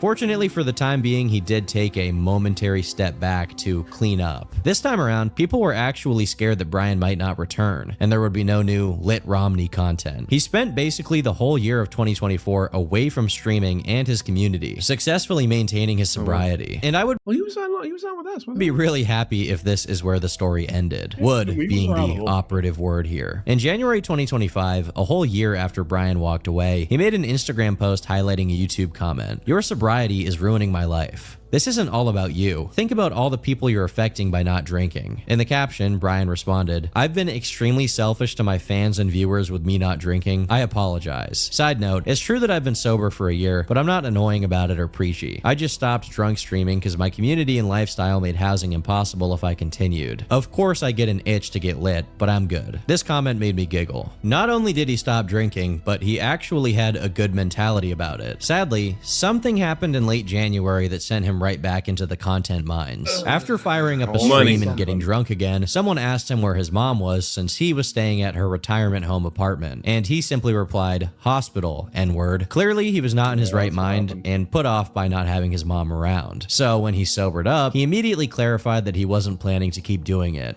Just a one-time thing, back to normal. But made a bunch of money, but it's not a habit or anything I'm planning on doing again. So. Well, we're all concerned for you, and we're hoping it's just a one-off thing. Just a one-off thing. To Blade's credit, once again, he did avoid drinking and streaming for quite some time after this incident, but at the end of December, he relapsed. This time, there was no situation of his mom being in the hospital or anything unusual happening to have triggered one of his binges. As a matter of fact, his streaming even bothered her. This is really recent and hysterical too. No. Oh, sorry, that's my mom. Mom Blade was not a fan of that. Brian did try to stream around in the retirement home a bit, but obviously the staff and other people there weren't enjoying it too much, so he went back to streaming outside, just walking around. The chat had a lot of fun with the text-to-speech messages during this time. I'm not willing to read some of these out loud, but we've got this one right here, and there's also this one. Yeah, it doesn't make you look good, obviously. He then got way too drunk, pissed in public in front of the cops, and then got arrested. Because of the fact he literally cannot leave a building without getting arrested, he went back to the retirement home and did streams there, regardless of how much he was going to disturb everyone around by doing it. Suddenly, he did stop streaming again for a bit, which made some people think that his return to booze instantly killed him, but he made a post to explain his absence. Not streaming doesn't equal I'm dead. Got rained out of IRL last night, and frankly, I didn't feel like drinking. I know, poor Blade, but hey man, I'm a human being, and even drinking once a week hurts like hell. Gym streams, gaming streams, and wholesome streams are clearly not supported, so why would I go through the headache? I also quit smoking, so my diabetes and blood pressure are improved, but I'm also annoyed by everything. If I do drunk stream, cigs are required. Trolls will take this post as whiny, I don't care. I'm aware most people have legit problems that they are dealing with, that by comparison, I'm great. I really don't understand. No. You're way fucked, more fucked than them. This cope about not smoking because of his diabetes when the drinking is way more of an issue, and he doesn't even consider cutting that off because streams without alcohol aren't supported. He's basically admitting that despite it clearly destroying him, he's gonna do whatever is supported by the chat. It took no time at all for Brian to get in trouble with his mom again, who called the cops on him to get him to stop streaming. But eventually she goes to the hospital again, and Brian is all on his own, free to do as he pleases. In a shocking... when mom's not home. But not exactly surprising turn of events. Brian admits he recently had his toes amputated, as they were in too decrepit of a state to remain attached to his body. During my year off from drinking, I got an infection in my foot, and the years of abuse on my body, I lost my toes, dude. Still got my foot, and not proud of it, dude. It's honestly terrifying to think that he's done this to his own body, all just to barely make enough money to sustain his habit, and that it's all been documented online as a chat of onlookers saw it all go down in real time. This is straight out of a Philip K. Dick novel about the future, and we are living in it. As his march to total self-destruction continued, he passed out on stream, and people called the cops on him to do a wellness check. Ryan. Hey, you good, man? After a bit of Brian having free reign to destroy himself while streaming, his mom came back, and the two went head-to-head once more. I'm gonna send the black cops. You guys send the blacks on me if I get too drunk? Yeah. All right. Love you, Mom. Please don't do that, though. I don't know what kind of pull his mom has that she can specifically call up the black cops, but nevertheless, the situation between them was uneasy, and the police were called again. Brian. They're the best ones. Kirkland Police. Are you okay? It's going straight to voicemail. Brian. Kirkland Police. Brian. Brian. Brian. Knocked his toes off. Trying to sleep. Quit bothering me, coppers. Couldn't figure out how to turn it off, but it took a while. Who's talking to us? I have no idea. Despite how inconvenient this was for Brian, it did nothing to actually prevent him from doing the same things over and over again. It's particularly ironic and terrible that he's being this much of a nuisance to her when he's supposed to be her caretaker at this point. Just 1 week after the cops got called, we have this clip of him waking up after passing out and immediately pouring himself another shot to start his morning. After enough calls to the police were made, people started calling the paramedics on Brian, to no avail. Alright. Brian, hey, dude, we're gonna just help you up into your bed and leave you on your way, alright? Right, you're good, dude. Apparently not. That's why we're here. So, move your feet. Backwards towards your bed. Alright, Brian. Have a good night, dude. Oh, guys, dude. I'm convinced this guy is gonna drink his way to the grave. In a Hail Mary. Oh, what man gave you that idea? Yeah. I feel like if I said that to Turkey Tom a month ago, he'd be like, oh, that's pretty unhinged, man. Attempt to get rid of him. I know Mr. Takes wouldn't believe me. During one of his Jaeger runs using his mom's car, she reported the car stolen, which led the cops to show up to the liquor store, confiscate the keys, and have him walk home. I don't know how he managed to escape a DUI charge here despite being very clearly drunk, but despite his luck with the law, his mother's patience had truly worn thin, and when he made his way back home, she refused to let him inside. What do you want me to do, Mom? Hey, go to hell. Hey, fella, come here, dude. Where's his father? I get the feeling they had him late because she's a lot older than my parents. Go away. Sir. Hey, Brian. Hi, sir. I'm Officer Rail Kirkland Police. How much have you had to drink tonight? Never. Nothing. Doing fentanyl. When his own mom closed her doors to him, he went to the only place that still took him in. Not out of goodwill, but because they have to. The hospital. The next day, when he tries to see his mom again, she's simply not there. A bit later, the two did interact again, and she's calmed down enough to let him back inside, as long as he doesn't get up to his usual antics and stream everything. After all, this was all that his mom was to him now. A place to stay. Because he himself says that he wants his mom to die so he can move to Vegas. Dude, I gotta move to Vegas. Mama Blade needs to die, so I can go to Vegas. Yeah, that's what I thought. That sounds so bad. I'm sorry for saying that. That sounds so bad, but like... Amidst his Yeah, see, here's the thing, Blade. I knew that was the case. Yeah, Rosie, we were wrong. Ins and outs between his mom's retirement home and other random places, Brian coordinated himself with some other streamers to stay. I'm just writing Rocky now. And I'm just writing this because we argued. I can't because like the fucking I spilled beer on that key. Sorry. And I'm just gonna lay that in the open. Just for that. There you go. Stay at a hotel. And she's going to be, for what? And I'll tell her tomorrow. Only for him to get so drunk that he got butt And I mean that, Rocky. naked on stream, and then got in a fight with one of the other guys there who squirted what looks like mayonnaise on his head. It's also worth noting that despite his toes already being amputated, it seems that his foot is still infected in some way, because there's something nasty going on there. I don't really want to get into it, but it's nasty. It's bad. This whole video is not good. The other guys he was streaming with even sprayed his foot with Lysol at one point. It doesn't seem that it affected him too much though, as he could walk on that foot just fine. So much so that in one of his nightly wandering sessions, he tried to pull a Chud the Builder and call a random person the She just wrote me back. What's wrong? N-word, I'm only for him I'm going to totally ghost her tomorrow. to be the one that gets pepper sprayed. Yeah, we definitely got pepper spray, chat. Oh, this is even better. Surprisingly, it wasn't these IRL streaming antics that put him in some serious to find hookers. And Blade's decision is just to call every woman he sees for the N-word, and then he immediately gets maced, and then they have to drive 3 miles home while they're all pepper sprayed. It's so funny. Yeah, I mean, the girls knew how to handle the situation. Yeah, they knew what was coming. They were totally, he was right. The caretaker scheme he was doing with his mom. According to one of his acquaintances, because of the felony on his record, he legally couldn't be her caretaker or receive money from the state. Oh, wow. So he was having friends of his be his mom's caretaker on paper, while he was the one who lived with That's fraud. with her and took the money. There are also messages that allegedly came from Brian where he basically admits to this, and comments from Beck where she says that she has nothing to do with it. Regardless of the legality or illegality of this whole situation, Brian soon announced that he and his mom will be moving out from the retirement home. Despite him presenting this decision as if they were on good terms, the truth was exactly the opposite. In his final streams from the home, they share an extremely depressing moment where she says that she wants to die because of him. How can I help? I'm telling you I'm dying. I don't care. Check out my morphine. Yeah, she OD'd. Why would you She do that? actually tried to kill herself. Because of you. She didn't succeed, but she tried. Yes, because of him. Who could blame her? I thought suicide is. I've said suicide is selfish, and I stand by that. But maybe not for her.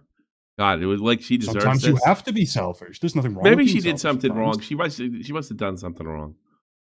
God wouldn't punish her if she's innocent. To me. You, goodbye. In response, he went for some fish tacos. While she Yeah, did I end up in the complained. hospital, she thankfully hasn't passed away as of me writing this video. Given how sick she is, and the fact that Brian is not a very competent caretaker, I can't say that their situation isn't extremely concerning, especially if they move out of the retirement home and into a house that isn't as well adapted to whatever her needs are. However feeble she is at this point, I honestly wouldn't be surprised if Brian ends up going before she does. With his feet in the state that they are, and how little he's taken care of his health as of late, there's simply no way he'll be able to stream like this forever. He's been drunk streaming for what, over a decade at this point? The fact that his liver hasn't literally exploded is a miracle itself. You know what happens when your liver explodes? You drown in your own blood. Shame. It literally. But it's actually not the alcohol that gets them. It comes up, and then you feel it, and then you start choking, and it keeps coming and coming until you drown. So no liver shots? As it currently stands, Brian and his mom are between houses, but I doubt she's going to want the worst alcoholic, but he's one of them. Him around for much longer. I honestly wouldn't be surprised if he just finds himself homeless soon, if not going on another RV run that sees him transform into Homer. Sadly, this is the story of OnlyUseMeBlade, an average man who managed to get a head start on his online career, pumping out content at a time it was easy to make thousands of dollars a month with minimal effort. He was a part of one of YouTube's earliest communities, collaborating with some of the most important figures of his time and having fun while doing it. But over the last 15 years, we've been able to witness his descent into madness, as addiction grabbed him by the throat and didn't let go. He watched all of his peers pass him by, moving on to other projects and moving up in life. They raised families, they bought houses, and they made millions. All the while, he's thrown what little his chat donates to him down the drain, literally rotting his body from the inside out. Despite all of this, he's still middle-aged and definitely has some time to turn it around before his elder years and be a somewhat productive member of society, even if a lot of the people he's hurt along the way are probably never going to forgive him. Whether that's actually going to happen,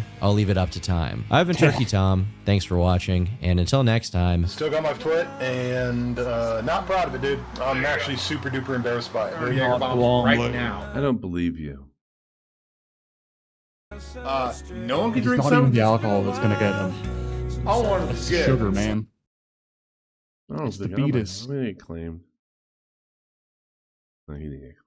He could just swap out his Jaeger for like clear vodka, and he could live And another 10 he years. was like passed out and falling over. But the cop even says, like, your foot stinks. But he's like blackout and falling all over the place. So he's not. Whatever. We're gonna get the tweet from Blade has passed away, and it's gonna be soon. Yeah. I get this right. He's gonna get any day he could get sepsis. Any day for the last 10 years with the holes in his legs, he's been able to get sepsis and die. And it's just the chances just increase. I think it's a good video. I think it's honestly too fucking long to make its point. But I mean, there's so much A-logger motherfuckers out there right now. That's probably fine. That's my criticism as far as I'm criticizing it as a piece of art. I am for real. I'm not trying.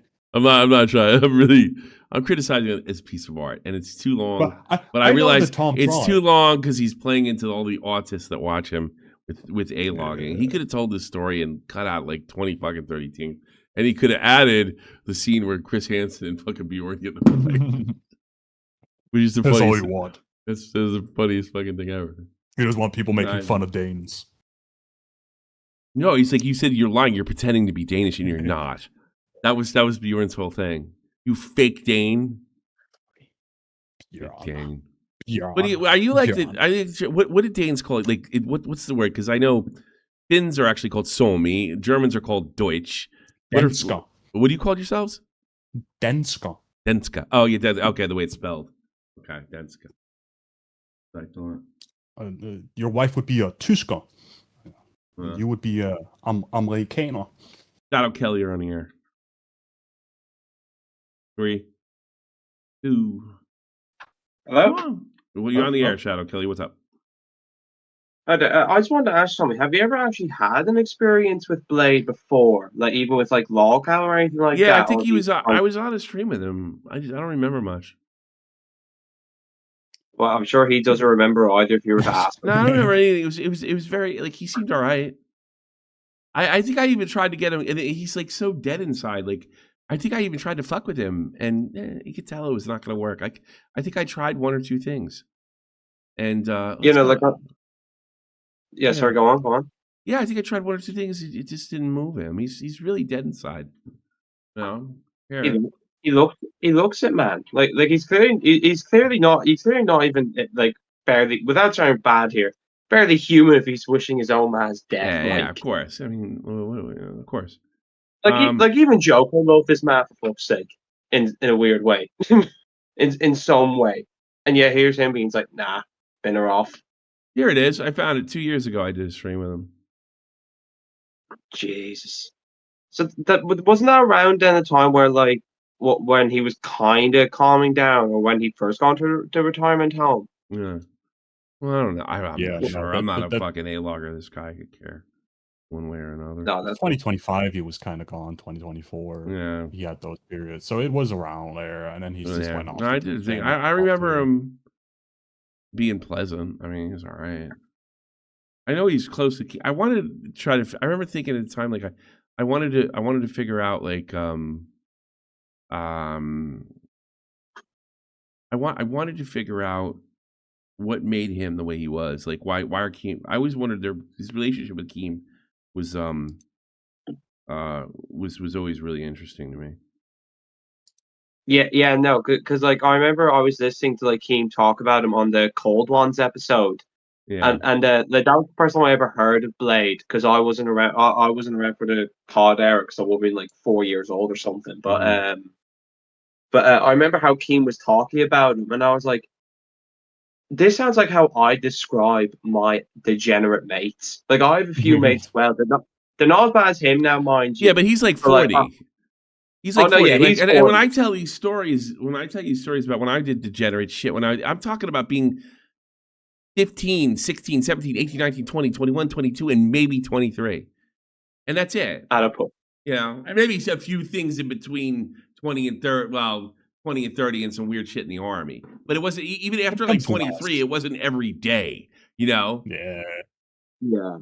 And I'll go be honest, I was actually going to come in here and like do the joke with you about like the did you rape me to you? But then like I'll go be honest, that Becca bit in the middle of the video just depressed me for a bit. I was like, the tone's gone. Like even the stream, the tone was gone there for like a good 20 minutes for that segment. I was like, I don't know why nobody actually donated to me. I have his like I lost my toes, dude. I actually it's one of my favorite things ever.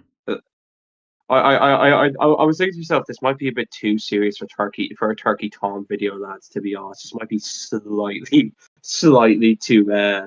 He's been doing mass shooters lately, so. Has he? I've only recently started to watch it, but all I just rewatch is the Pirate Software videos and the I'm Alex videos, and that's it. What's wrong with you? They're the only two like online drama things I've cared about for the past year and a half to 2 years. Just anything past 2021, I just not been interested in. I've only ever been interested in the fake Mr. Beast stuff last year. I'm Alex being exposed because I was one of the people that like in 2019 I was like, why do people like this guy?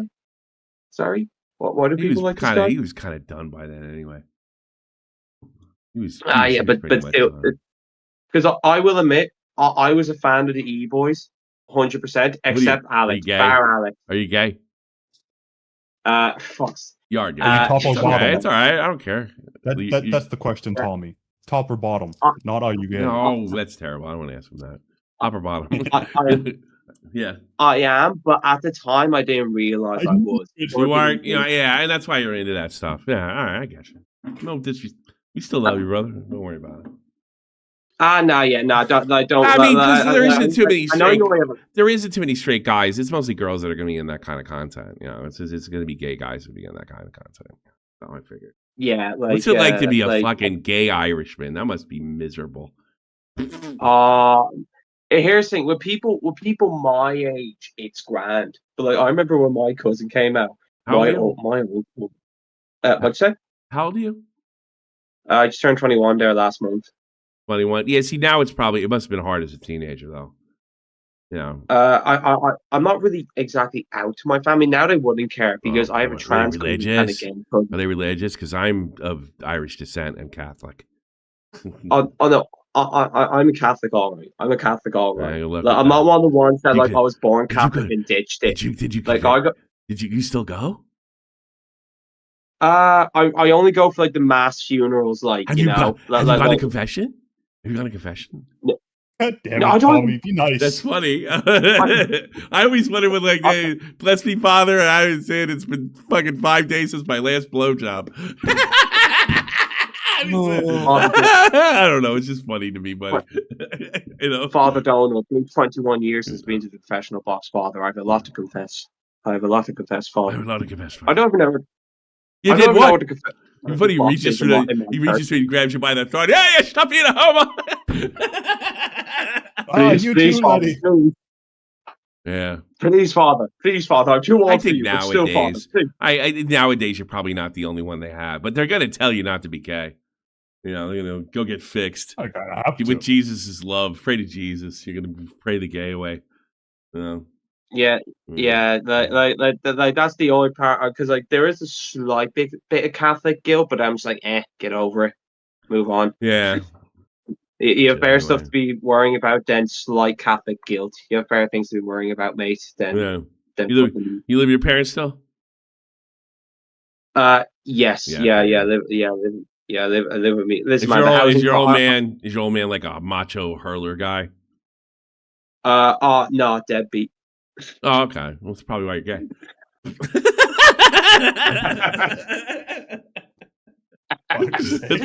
That's probably why you're gay.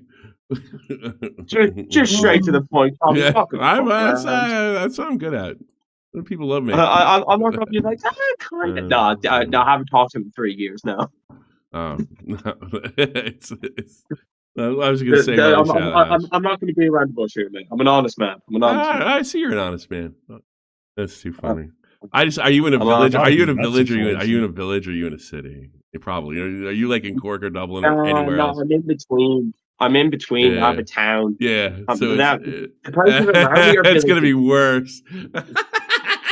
Oh no, yeah, especially with my family. Like my mom and dad's side are the two most known sides in my town. So that I have people say hello to me. It's and the I'm like, McCartys and the McKinnons, and they're good friends. But one of the sons is gay. Have you heard? Have you? I tell you what, there's people In that this go to me, town, "Hello." you're either a McCarty or a McKinnon, but we don't sleep with our cousins, do we? Well, many generations ago, the McCartys and the McKinnons. Well, we might sleep with our cousins, but we're not sleeping with men here. Yeah, Listen, everybody in my wife's village is named. Well, I can't say it loud. I almost slipped. That's her last name. Listen, that's why I went down the Filipino route. Yeah. An Irish man's not going to be right to a Filipino. A Filipino trans boyfriend. Where do That's people with brave of you. where have you met people with my last name? What's your last name there? Callanan. Yeah, we Americanize it. We Americanize it. I know it's Callanan, but I know we Americanize it, called Callanan.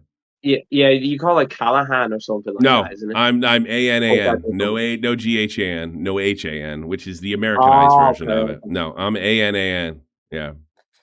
I think that might be more of like a Dublin to Midwest type deal, I think. Because I haven't met any I was called Cork and Donegal, but I was wondering if they're like current like relatives where they fucking live. That's what I was kind of wondering. No. The guy today said Cork. That's not I always hear Cork. You know what it is? I think it's a Cork name, but I think my family's from Donegal. I think that's it. A fun fact: Cork is a Viking town, and the Viking ship here in town was made in Cork. Oh, really? Oh, that's nice. Cork's a nice city. Well, kind of. Yeah. Nah, it's kind of a dump. It's kind of a dump. But I haven't been. I haven't gone yet. I haven't gone yet, but it's on my to-do list. That and Galway. I'm going to Galway in October for the first time, and the horses aren't ready for me. Go down there. Just drive. You just drive through there in the summer, man. It's so beautiful, man. Just avoid the gypsies. I can say that as a gypsy. Nah, mate. Trust me. I've been best mates with a gypsy for the past 10 years. They probably all know me anyway. You? I have an Not awesome only are picture. you gay, but you have a gypsy friend. What's wrong with you? I have a picture. I have a picture. Do not fucking friend me on Facebook. No, I'm not. I don't picture. I'll show you these beautiful places I've ever been in my life as a golf player. I'm not even joking. Did you go to the Anran Islands? I went to an Irish teardrop. We drove all around there like a jackass and just like took in. It was breathtaking. I'm not even joking. It was like breathtakingly beautiful. And then, this is me at the teardrop. I'll see if I can get the pictures somewhere else so I don't get fucking like identified here. Hold on, let me pull the stream on my other phone there. Yeah, hold on. I can't say it. That's me. Oh, that's me in Cork. But that is, yeah. When the hell is that from? Damn. I'm 2012. 2012. I'm not fat yet. I'm working on it. Yeah. I even look kind of Irish in that picture. I'll show you guys in a minute. I'll show it on stream, and then I have another really cool picture with him. He's from Cork and Dublin, but he moved back. We were close, and really got to call him again. We were close when he was in New Jersey, and then we both kind of moved back to Europe in a weird roundabout way. But that's another question I want to ask you, if you don't mind me asking. Sure. How come you moved to Germany? I remember you said something to Colossal. I was in the army. Because I remember you said to Colossal years ago to tell him to vote to get out of Brexit because you didn't want your child being forced up to war. Yeah, I was wondering if that was the same reason why you left. No, I don't want them to go to war under a European government. I understand if it's like an American or German thing, but I don't want like some overseeing, I see the way the English were treated with their fishing stuff. They didn't give a fuck that the Dutch were fishing their towns out. They're just like, this is the way the EU ruled, worked. Get fucked. So that's why I wanted out of Brexit because I thought it weakened the EU, and I think the EU needs to be weakened, and it did somewhat to weaken the EU, but they're just as crazy without them. I'm sure the Brits will go back in there at some point. The UK's lost, like Atlantis, Oh my man. God, it's a joke. He resigned today at Jackass. Yeah. There's There's not been a single UK Prime Minister that has lasted through their term in 10 years. Yeah, I know, because they're all incompetent losers. They've all either been impeached or resigned. Mm-hmm. Like it's like I don't like our politics half the time, but at least they stick it out. Like at least they. It's not that they stick it out. It's just these people are being left. Like the UK's. Like you get like lefty weird right and lefty weird left, and that's all you have to choose from. And they'll keep anybody, and they'll bend the fucking rules just like they did in the state to keep any kind of like real change from happening. You know? Yeah, and then like the stuff they are like forceful on is just stupid. Like just stupid. It's about power. Oh, I got the picture here. Check this out. This is how ironic this picture was. I'll show this picture to everybody. Oh, nice boat. Yeah. That's in the middle of Cork. Now you got my attention. You see it, but this is really cool. This is really cool. All right, I want to get rid of my thing. It's such a 2012 picture. Is it? Fucking leather jacket. Oh, I just fucking hair, Tommy. The hair. I was in my 30s. I was in my 30s. I'm not trying to impress anybody. Yeah, you look like a man in your 30s in 2012. That's what I'm saying. Yeah, I was. Yeah. That's me. But you know what's funny? This is what's ironic. I think we stopped here to have a cigarette or a piss or something. We're somewhere in Galway, right? But look at the name of the boat. The Jersey. Isn't that ironic? That was like, oh, like I was like Gary's like, you'll never believe this. And he pointed to the boat. I was like, oh, we got to take a pic. No. Isn't that funny? Do you reckon you still have that jacket now? He still lives there. No, I'm too fat for it. It got frayed. It's too bad. That was a great leather jacket. It was the best leather jacket I've ever owned. Fuck your leather jacket. I wanna see more of that boat. The boat. That was the greatest leather jacket I've ever owned, for sure. Wow. Now we have bum ham. Somebody. Well, my gay Irish friend. I think I gotta go to bed. Yeah. No, that's fair enough. I've worked. Yeah, the gays got in the morning. Yeah, work in the morning. What do you do? What do you do? What do you do for a living? You work in a pub? I mainly just work in like a junk removal, as what you guys would call it over in the States, and then I just do like odd jobs for like friends and family, like you know. You bin man. That's what Gary does. Kinda, yeah. Just pretty much anything. Just take away anything. I have a friend who's a bin man. Right. Excellently paid. All right. But no, yes. So I have to go make money. I have to go. Mr. Kelly. The Kellys and the McCartys. Yeah. You got one of them. Yeah. Right, I knew Roger Clark. I knew Roger Clark. He was like from my town, kind of. And then he moved to you. Wait. You didn't know that? Wait. No, that's why he got a voice actor. No, that's why he's a voice actor, because he told me that he had to change his, he like started laying into the brogue so the kids would leave him the fuck alone because they were fucking with him. They were fucking with him, calling him the Yank all the time, and he says, well, at least the Yanks know how to get rid of the fucking Brits. And then they whipped his ass. Yeah, they whipped his ass good. But that's how he kind of became an actor. You know? No. Irish lads can be brutal. That's why his accent's a little strange. It's not fake or anything, but it's a little odd. That's also why he's able to split to an American accent like that. You know, that's how he won Red. Really, yeah. That's how we got the role. A weird connection, Ireland. The Optimist is still there. Listen, man, they say everything in the world comes back to the Jews. Nah, bro, everything in the world comes back to the Irish somehow. It always comes back to the Irish somehow. It's the Celtic culture. It is. It's the base of all Western culture. Not even wrong. Well, yeah, it's like because when the when the Dark Ages came, Ireland was spared. That's what most people don't realize. The only reason we have any history is because there was universities in Dublin that kept track of everything when Europe literally went dark. Because when the Roman Empire fell, everything went dark. The Romans were never able to impede on Irish soil. They tried once, and a bunch of naked dudes came up and like killed them. And they're like, well, they're not humans, so we're going to leave that place alone. You know? And then, but what ended up happening is Western society grew up normal in Ireland after the naked dudes, I guess, went away or got a little obsolete. And everything we know about pre-Dark Ages is all from Ireland. That's all the history they recovered. And that I read a book called How the Irish Saved Civilization. It's really good. They also kind of made it up. You know. As much as I hate Trinity College, that was the thing it was decent for if it was Trinity College. I don't like Trinity now. You went to Trinity College? God, no. I'm not paying that, mate. I was going to say. You're fucking smart if you go to Trinity College. Holy Christmas. Yeah. Nah, mate. I went down to... I went to the college that was up the road from me that cost 200 quid for a course. Yeah, I got you. Fair enough. Carpentry. You went to Trinity for fuck's sake. For fuck's sake, man. Chap, I'm going to offer the rest of my life. Fuck that. Trinity. Oh, yeah, probably. That's a lot of people doing. I know Verse is really smart. He can go to college. He's like, I don't want to pay these guys the rest of my life. And he always has money. But send him over here. He could be representation for the show. Yeah.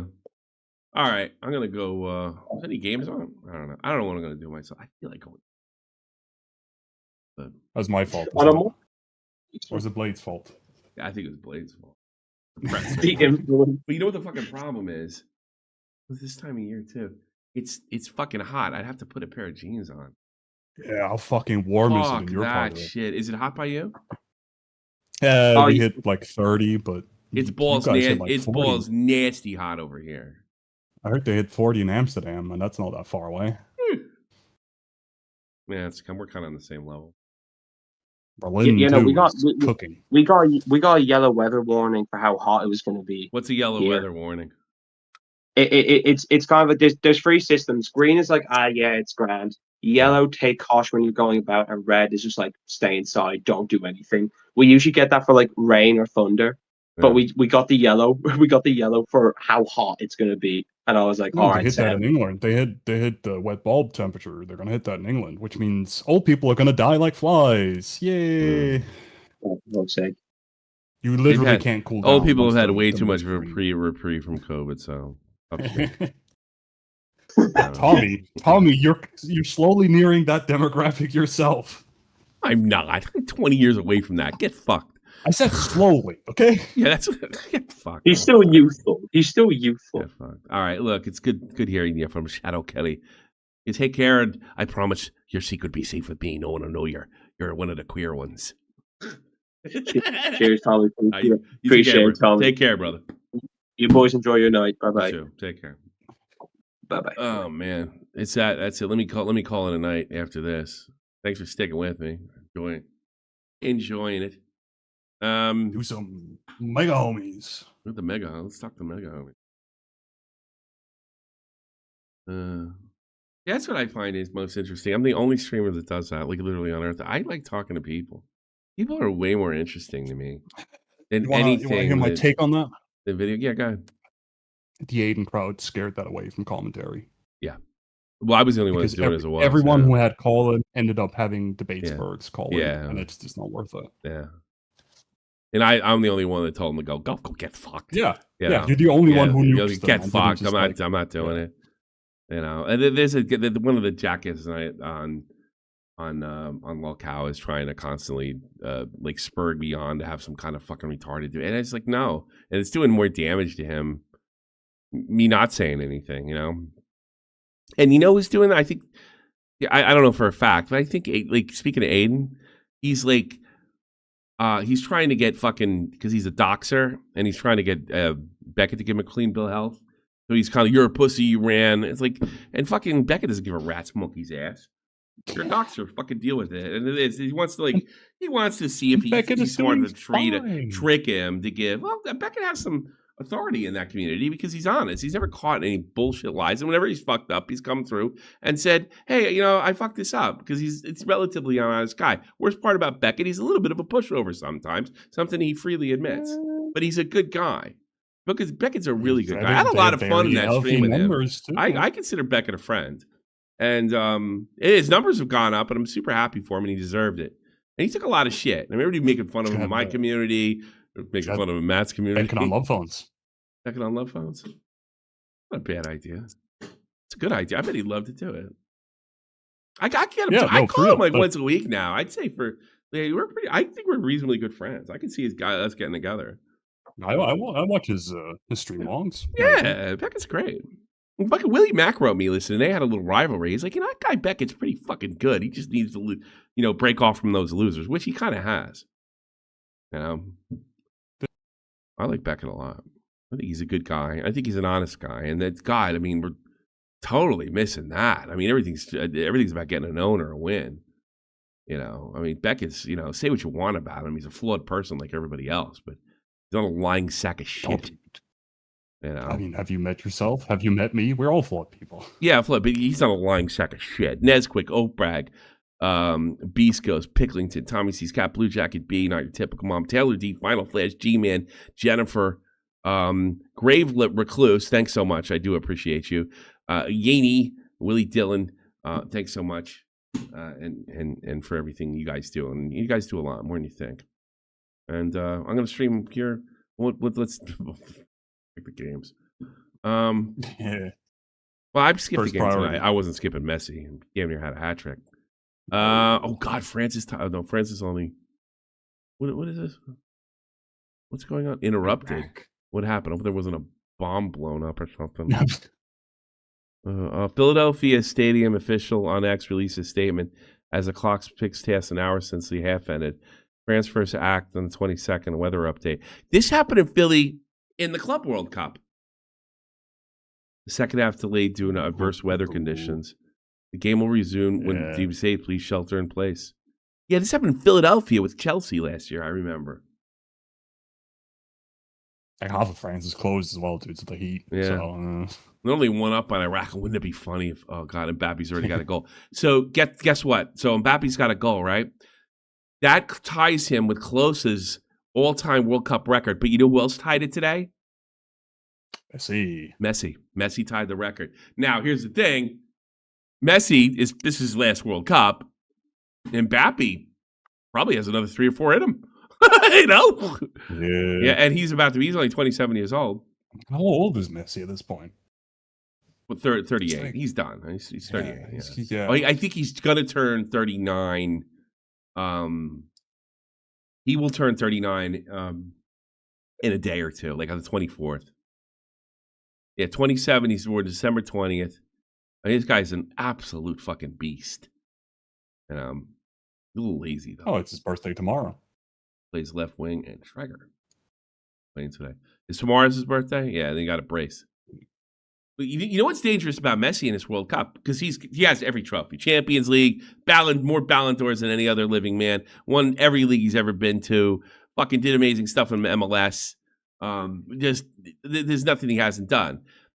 And the thing that makes him so dangerous right now is he's out there playing and he doesn't give a fuck. And he's reached that point where it's but here's the thing. Most guys release that point and they're like, can't do this anymore. I'm done. He's I'm going out and I'm going to have a good fucking time. And he's smiling and he's not as laser focused as he was.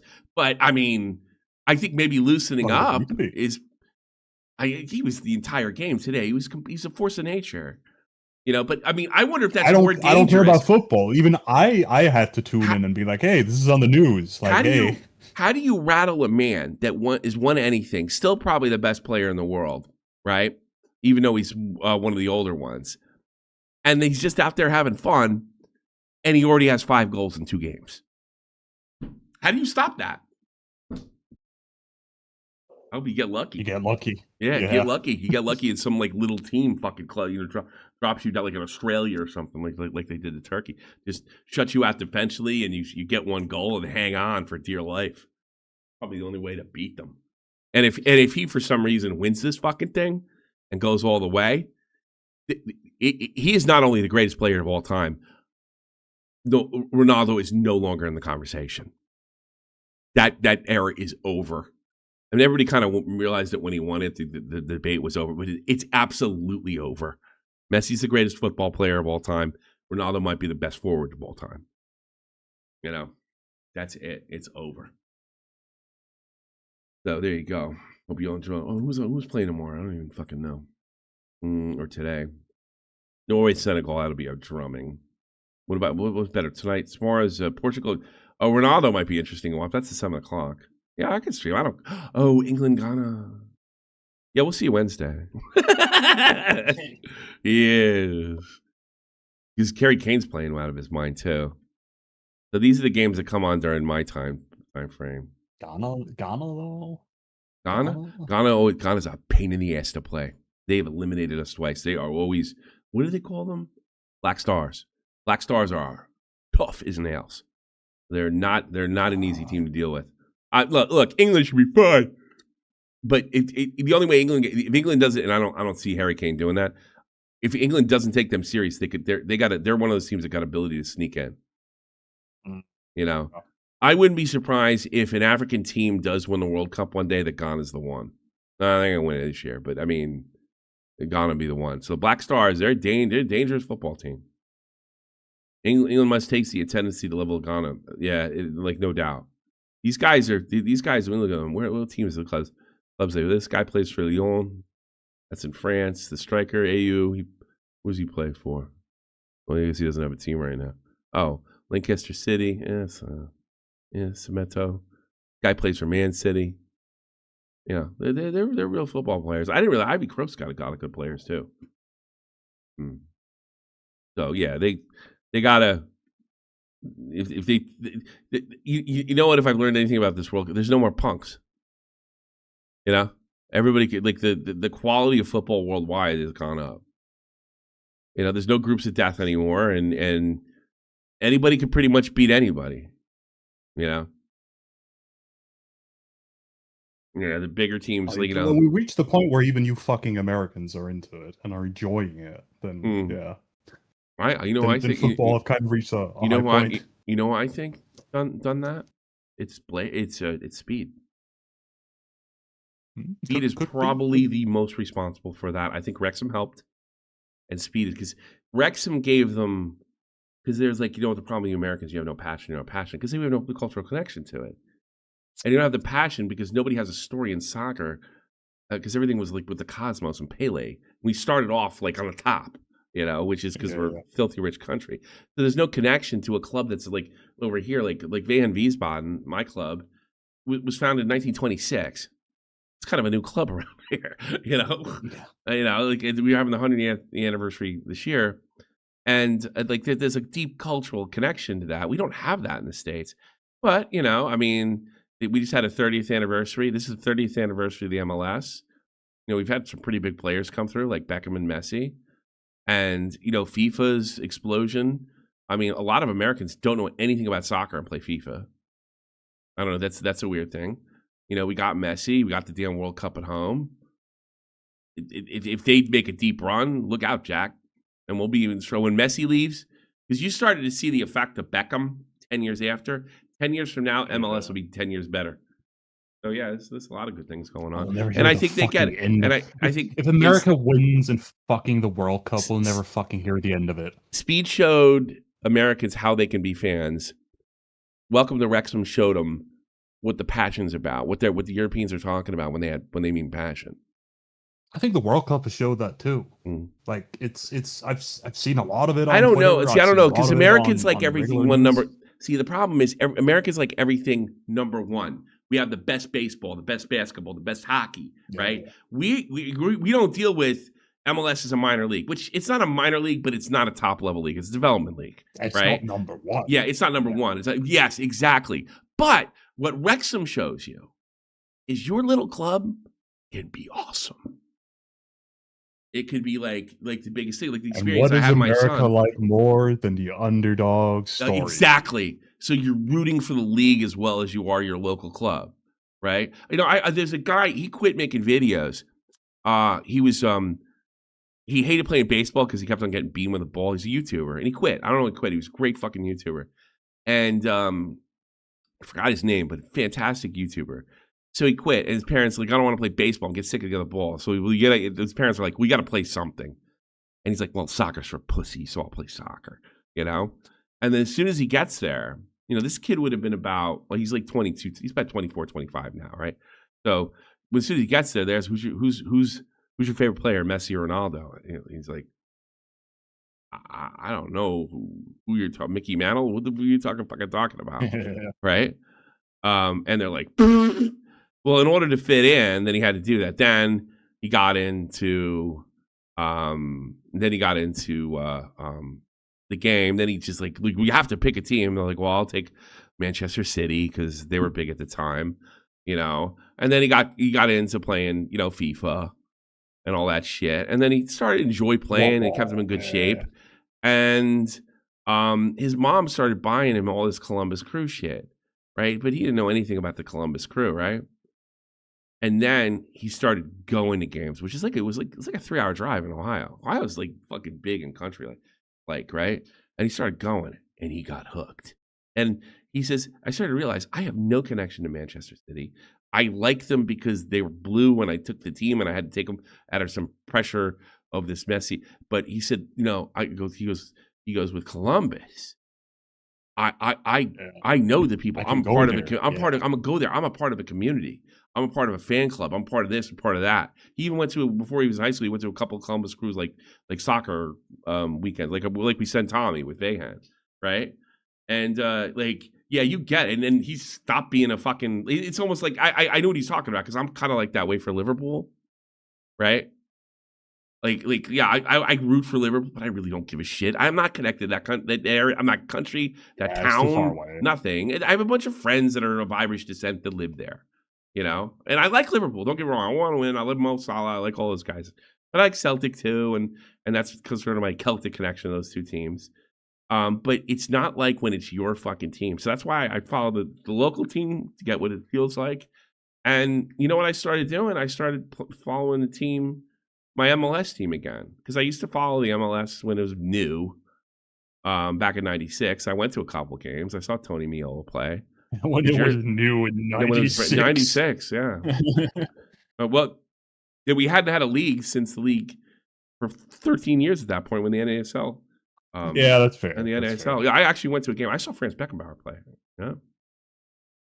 You've seen so many. It's the same with that boxing match. Who went on about where you watched that? What's his name? Who fucking died? That was around the same like, time. You've been to so many random, like, oh yeah, I saw that guy. I'm like, what the hell, Tommy? How did you see that guy? The boxing match I was really little with when the South Korean died. With Rocky Marciano. Yeah, but you know what? I remember big thing in fighting sports. I remember my father and this guy Tom DeBella lived next door. And I knew something was. Remember, I was a kid playing. I was playing. No one would expect me to watch it. You know, I was playing around with some shit in the corner, but I heard my father's and Tom's voice, and you can tell. You could tell. Child. It first was like, "Oh my God, he's not human." To, "Oh my God, please save him. He's gonna die," and he did. Yeah. And of course, you know, I wake up. It seemed like the next morning, right? I told you, and it turned out it was like a week later, right? He's dead. It takes a while, yeah. When it's back then when I was a kid, it feels like when I think back to my memory, it feels like the next morning he was dead. But no, it's a couple. It was. Yeah, it's just remember. So I saw Franz Beckenbauer. I had no idea what I was seeing. You know? No, I had the same happen as a child. Long story. But yeah, it also took a while. It's like, hey, I'm like whatever. I just saw someone died. My brain hasn't quite. Made the capacity to realize what that is. I remember felt this like I didn't cry, but I felt this tremendous sadness because I remember the fight, and I probably seen a Rocky clip by then or a movie, and my parents are freaking out, and I'm thinking to myself like, well, I've seen Rocky get punched. That's not how that goes. Yeah, I know, but when you're like 5, like what year was that? Yeah, what year was that? I was born in '76. When was that fight? 82. Something. Yeah, something like that. 82, 83. New clips of Blade up. Woo! Good old Blade. What was it? Rocky, the guy, he never could fight. He never fought again, right? Like, no, he quit after that. Yeah, I don't think he quit, but he was never the same fighter. Rocky, he never went anywhere. I don't know if he quit, but he never went anywhere. There was never any, if I remember correctly. His name was Rocky too. Rocky, boxer from Ohio. I think he's from Ohio. Good guy. That's the sad truth of martial arts. Sometimes that sometimes happens. Well, you hear that scene with or that thing with Joe Rogan, and he said he fucking kicked a guy in a competition, and the guy just went lights out. And I guess he went to his sensei. He said, "What happened?" And said, "I think I killed him." And the guy looked out. He looked down. And he said, "Sometimes they die." Walked away, and that was the last time Joe Rogan. Jared killed him. You know, but that's the truth. If you want to get into competitive fighting, you know, somebody. As someone who's had his fair share of fights, like fighting on concrete, just falling from standing to the ground is enough to kill you. And it happens every weekend. Ray Boom Boom Mancini. That's who it is. Ray Boom Boom Mancini. That's right. He wasn't wrong. That's who it was. Awful. Yeah, 82. 82? It was right. 82. I was looking at 77, 1, 78, 2, 79, 3, 4, 3, 4, and 80. And, yeah, so I was like 5, 6 years old. It's like one of your first memories. Even. 5, 6 years old. Yeah, it's first memories. Yeah. I was just sitting around. It was like the guy Tom DeBell. He just died a couple years ago. I lived in like an Italian neighborhood, and there's a place called Kenilworth, and it's known because the head of the fucking Jersey Mafia lived there. What was it? What was his name? The plumber? I forget. Forget the name of the mob crime family, but it's like the sixth family. And his father was he died. Yeah, he died 6, 7 years ago. Well, I think in his early 90s. He was big. He's a Korean War vet, and he was a Korean War vet and a boxer. He loved boxing. He asked my father. He's like, I don't know much about boxing. He said, come on over. No one's gonna watch it with me. So old man went over. He'd bring the kids, and you know how Italians are with children. They're just shoving food down your throat and play with this and do that and do that. But I just never forget, like, their entertainment would go to like grave concern, and you could feel it in the room. Like they were really concerned for this Korean guy who just would rather be dead than lose. And it's too bad he thought like that, because he kind of like was a self-fulfilling prophecy, because Mancini was a superior fighter to him. And you know what? Oh, I think the ref killed himself too. I think we found that out, right? Yeah. Yeah, this is just a bad story all around. On November 13th, 1982, 21-year-old Mancini met 27-year-old South Korean shaman Duk-Koo Kim. Kim struggled to make the 135-pound weight limit, and he had to lose several pounds before the fight. That's never a good sign. The title bout was at Caesar Palace in Las Vegas, and televised live on CBS Sports. Mancini won by TKO in the 14th? The 14th round. I mean, so this is like an hour, this guy getting his ass whipped. Moments after the fight ended, Kim collapsed and fell into a coma, having suffered subarachnoid hematoma and died 5 days later. The week after his death, the cover of Sports Illustrated magazine showed Mancini and Kim battling under the title Tragedy in the Ring. Mancini went to the funeral of South Korea, and he fell into a deep depression afterwards. He has said it was one of the hardest moments came when people approached him and asked her if he was the boxer who killed Duk-Koo Kim. Mancini went through a period of reflection. He blamed himself for Kim's death. In addition, Kim's mother died by suicide 8 months after the fight. And the bout's referee, Richard Green, killed himself in July of 1983. As a result of Kim's death, the WBC took steps to shorten title. That's why when a guy's just getting his bell rung a little bit, they stop the fight. It's because of that. Because there's always a tough motherfucker out there that's going to be like you ask. I watched that fight that was in the White House. And they ask these guys, he's like, so they ask him, do you still want to fight? They always say yes. They're not going to say no. They're never going to say no. Dude, they're filled with adrenaline. They can't even feel They can't feel it. Yeah, it doesn't it's not going to hurt. You know? The result of Kim's death, the WBC took the short his bout to 12 rounds. Yeah, that was the last 14th round fight. And the WBA followed suit in 1988 and the IBF in 1989. Took them long enough. I think martial arts are all Awful. fucking place Awful. with safety, especially Combat these sports days. are fucking no joke, dude. No, not at all. What I try to grind into my two misbehaving nephews' mind is if you get in a fight, at least fight on grass, okay? If I can teach you one thing, don't fight on concrete. Yeah. Well, that was the last 15-round professional. It's why now. Awful. Yeah, historic. It's awful. The worst. Boxing is boxing is more dangerous than MMA. Might be. Because in MMA, tapping out doesn't fucking give you a fucking concussion syndrome. You know, I also noticed the older MMA fighters are a little more, they're a little less punchy. But I wonder, there's more when I watched MMA, when UFC started, there was a lot more wrestling, right? And then in the 90s, people started standing up at boxing, and then it went back to wrestling, and now it seems we're in a stand-up phase. So those fucking, practically bare knuckle shots. You also have a lot of the more brutal, well, I don't know what you want to call them, clubs or whatever. Yeah. King of the Cage, whatever, that Swedish thing, bare knuckle, like that. Okay. That kind of fighting style sneaks its way into mainstream fighting too. Yeah. Someone goes down, you pound them. I think UFC. That didn't used to happen, man. Well, I used to pound one or two shots, and because you're supposed to stay on them to get the when fight. I say pound him, I mean ref, pound him. No, the ref usually threw you. Even back in the old days in UFC, they didn't let you get more than two shots in. And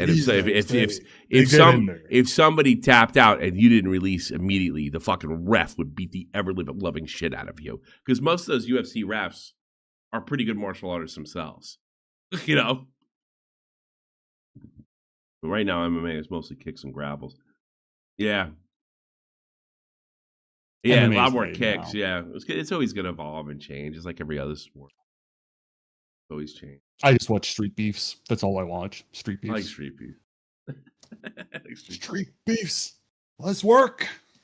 You know what I've been watching lately? This is terrible. Black man finds out. Black man, white guy wins fight. He's a bunch of white guys at home, feeling good about himself. As long as it's not Jeremy content, it's okay. Yeah. You watch this black guy get his ass whipped by this really angry white man. What are the oranges for, man? Yeah, I don't know. Hey, that's enough. We streamed enough. What do you say? You need to go to bed. 3:25. I'm out of here. I had a great time. I got up before we started. Not tomorrow. I'll see you Wednesday, everybody. You have a great night. Peace. Wednesday.